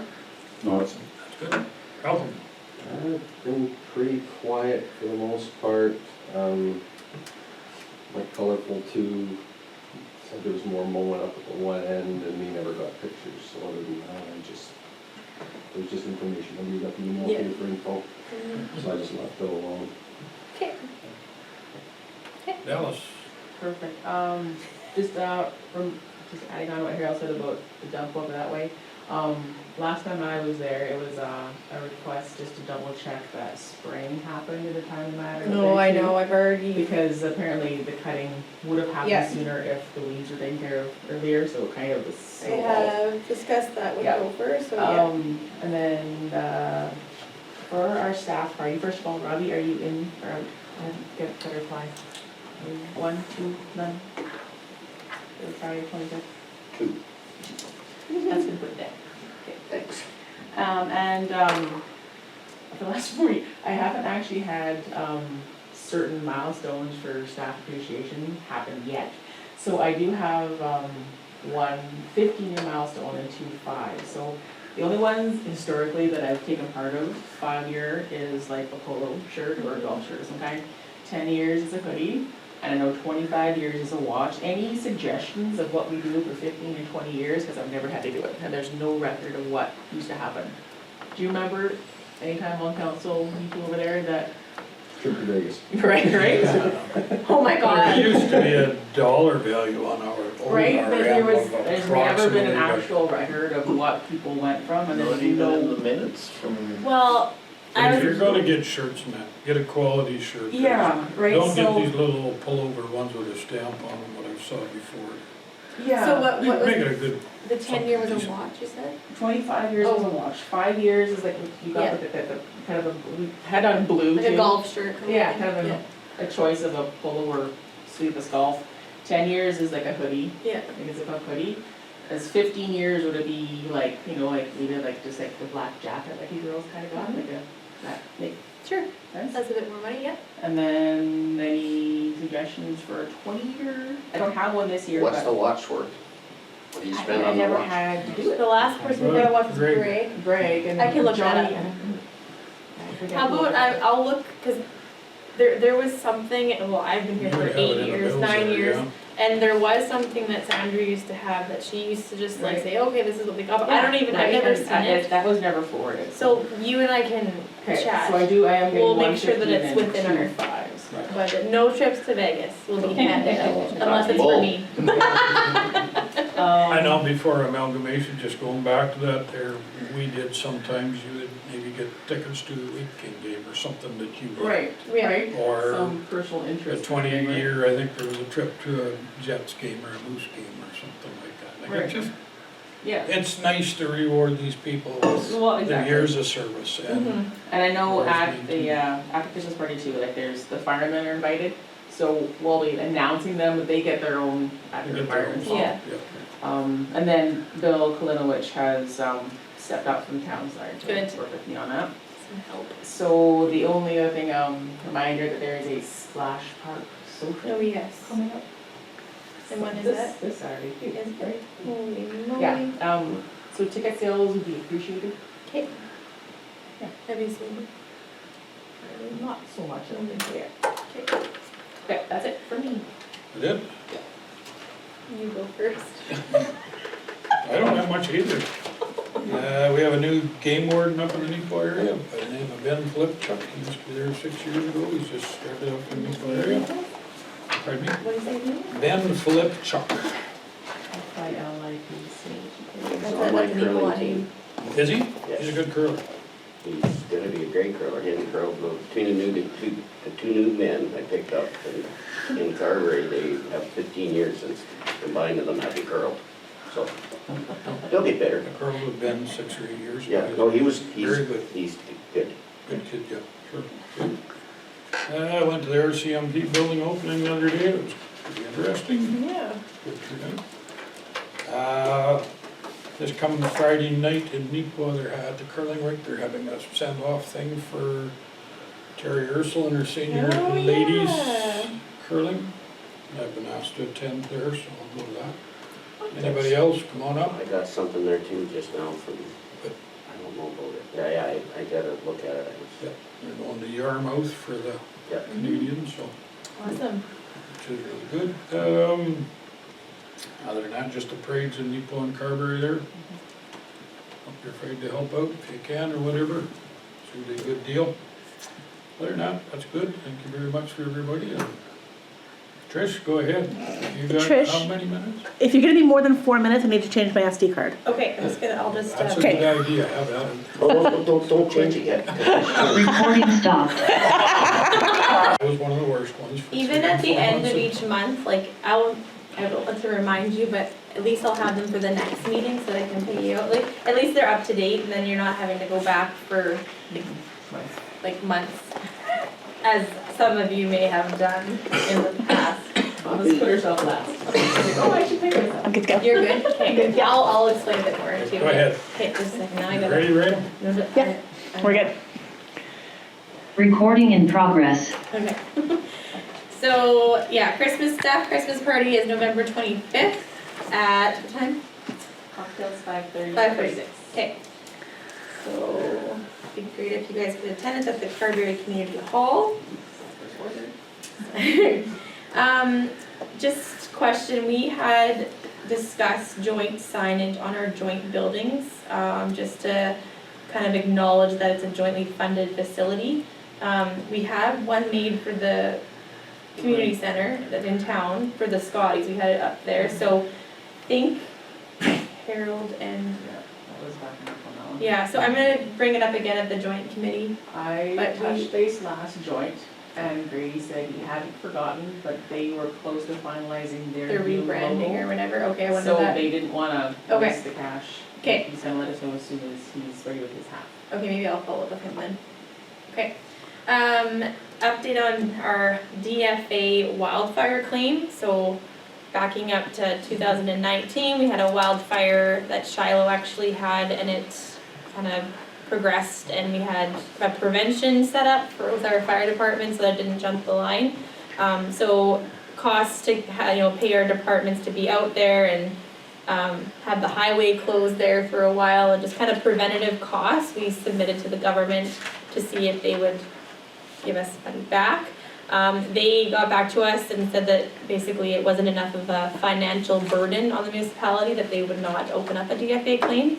So we are currently fighting them to get our money back because a representative from the province showed up. We never called him when the wildfire was happening. He showed up here and didn't leave for 3 days and ordered us, like basically instructed us to do this. So council had a resolution that, you know, they would declare a state of local emergency and that we would open up funding for a DFA application, and it fell all in that jurisdiction of the financial assistance. However, they have now denied it, but that is a provincial representative coming out instructing us, so we're not gonna know a difference, right? So we're going through a battle with the province right now on this. I have scheduled a meeting with Eileen Clark, Minister of Municipal Relations, for our convention next week to sit down with her. So if you are coming to convention, which I'm getting to, I would like you all to attend and listen in because they basically kind of brushed us off. So it's about $90,000 that we're out, that we've paid. So it was Neepawa Fire Department, Carberry Fire Department, Glenboro Fire Department, Wawanesa, and McGregor. So that has basically, that's our major costs in this, and they all were under the understanding that if we didn't get money back from the government, that they would reimburse us back, which I kind of think we have to do right now because we're out $90,000, and if they just give us our money back and eventually we will give it back to them, like it kind of would wash, but right now we need to get that money back because it's our taxpayers that are important right now. So we also have sent correspondence off to Shiloh. Because obviously that was a fire that started on their base. They had initiated that, so we're trying to put some kind of onus on them for that as well. I haven't heard back from anybody on that either, so we're kind of Still fighting. just sitting, but I'm not letting it go.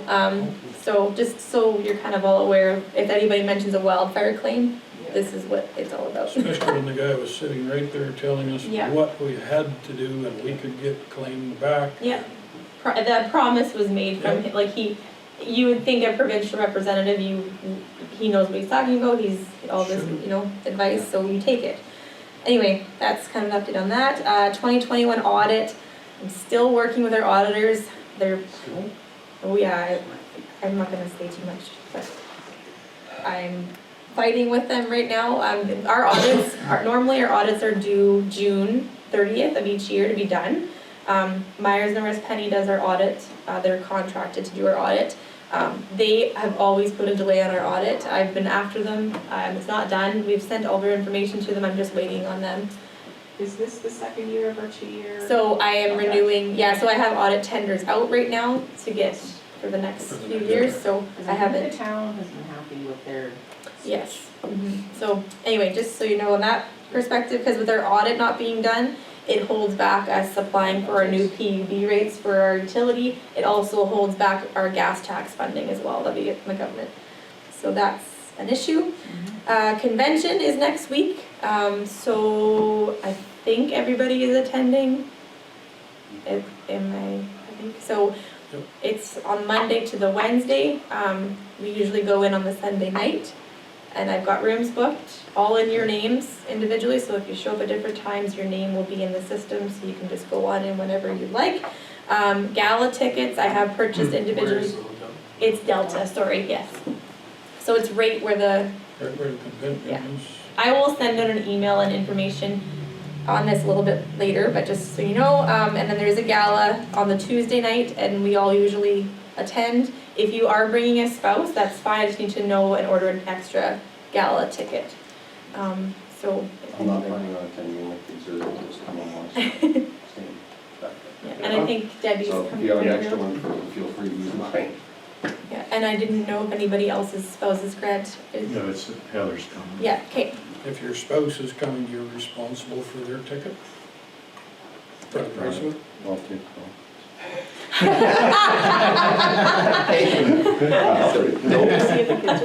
Yeah, and just, yeah. You're being a good neighbor. There you go. Half price. Yeah, and for convention, just make sure that when you go, and you're paying for a meal, I'll be there with you normally and I'll just have it all and I'll put it on the municipal card. But if you're, you know, going out for lunch with some other person, pay for it, give me your receipt and I'll reimburse you. If a spouse is coming for breakfast or whatever, obviously you know that they would be responsible for paying for their own meal. The convention is meant for council members only, so yes, you can bring your spouse to the hotel and whatnot, but they should not be involved in the work-related convention matters, so just so you know. And then I would like to schedule a personnel meeting soon, so I'll send an email about that, but I think I'm done. Quick question, are we gonna have a meeting with the emergency, Brad Wills, or can you tell me something? So, yeah, so our emergency plan has to be approved before the end of the year. I've reached out to Brad Wells and Teresa Parker, she's our assistant EMO. So they are working on the plan, and Brad is actually in Hawaii, or he's somewhere on the beach. And they're gonna send me the plan, and then they will review it with council, and then we have to approve that by our next meeting. So yes, that's on the table. Do we have to have a run through again? We would have to, Brad, yeah, if it's new Yeah. council, we should. Yep. So we'll go over how that should all we'll do it like a demo or a Yeah. test on Turn how. the lights off. Yeah. But yes, that's a good point, Harold, thank you. Any other comments, anybody?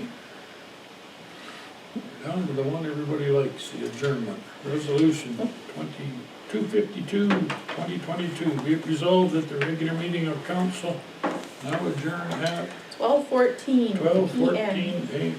PM, I guess, no? We have a mover, Oh, hey, seconder. hey, nobody wants to leave, eh? All in favor? Thank you very much, everybody.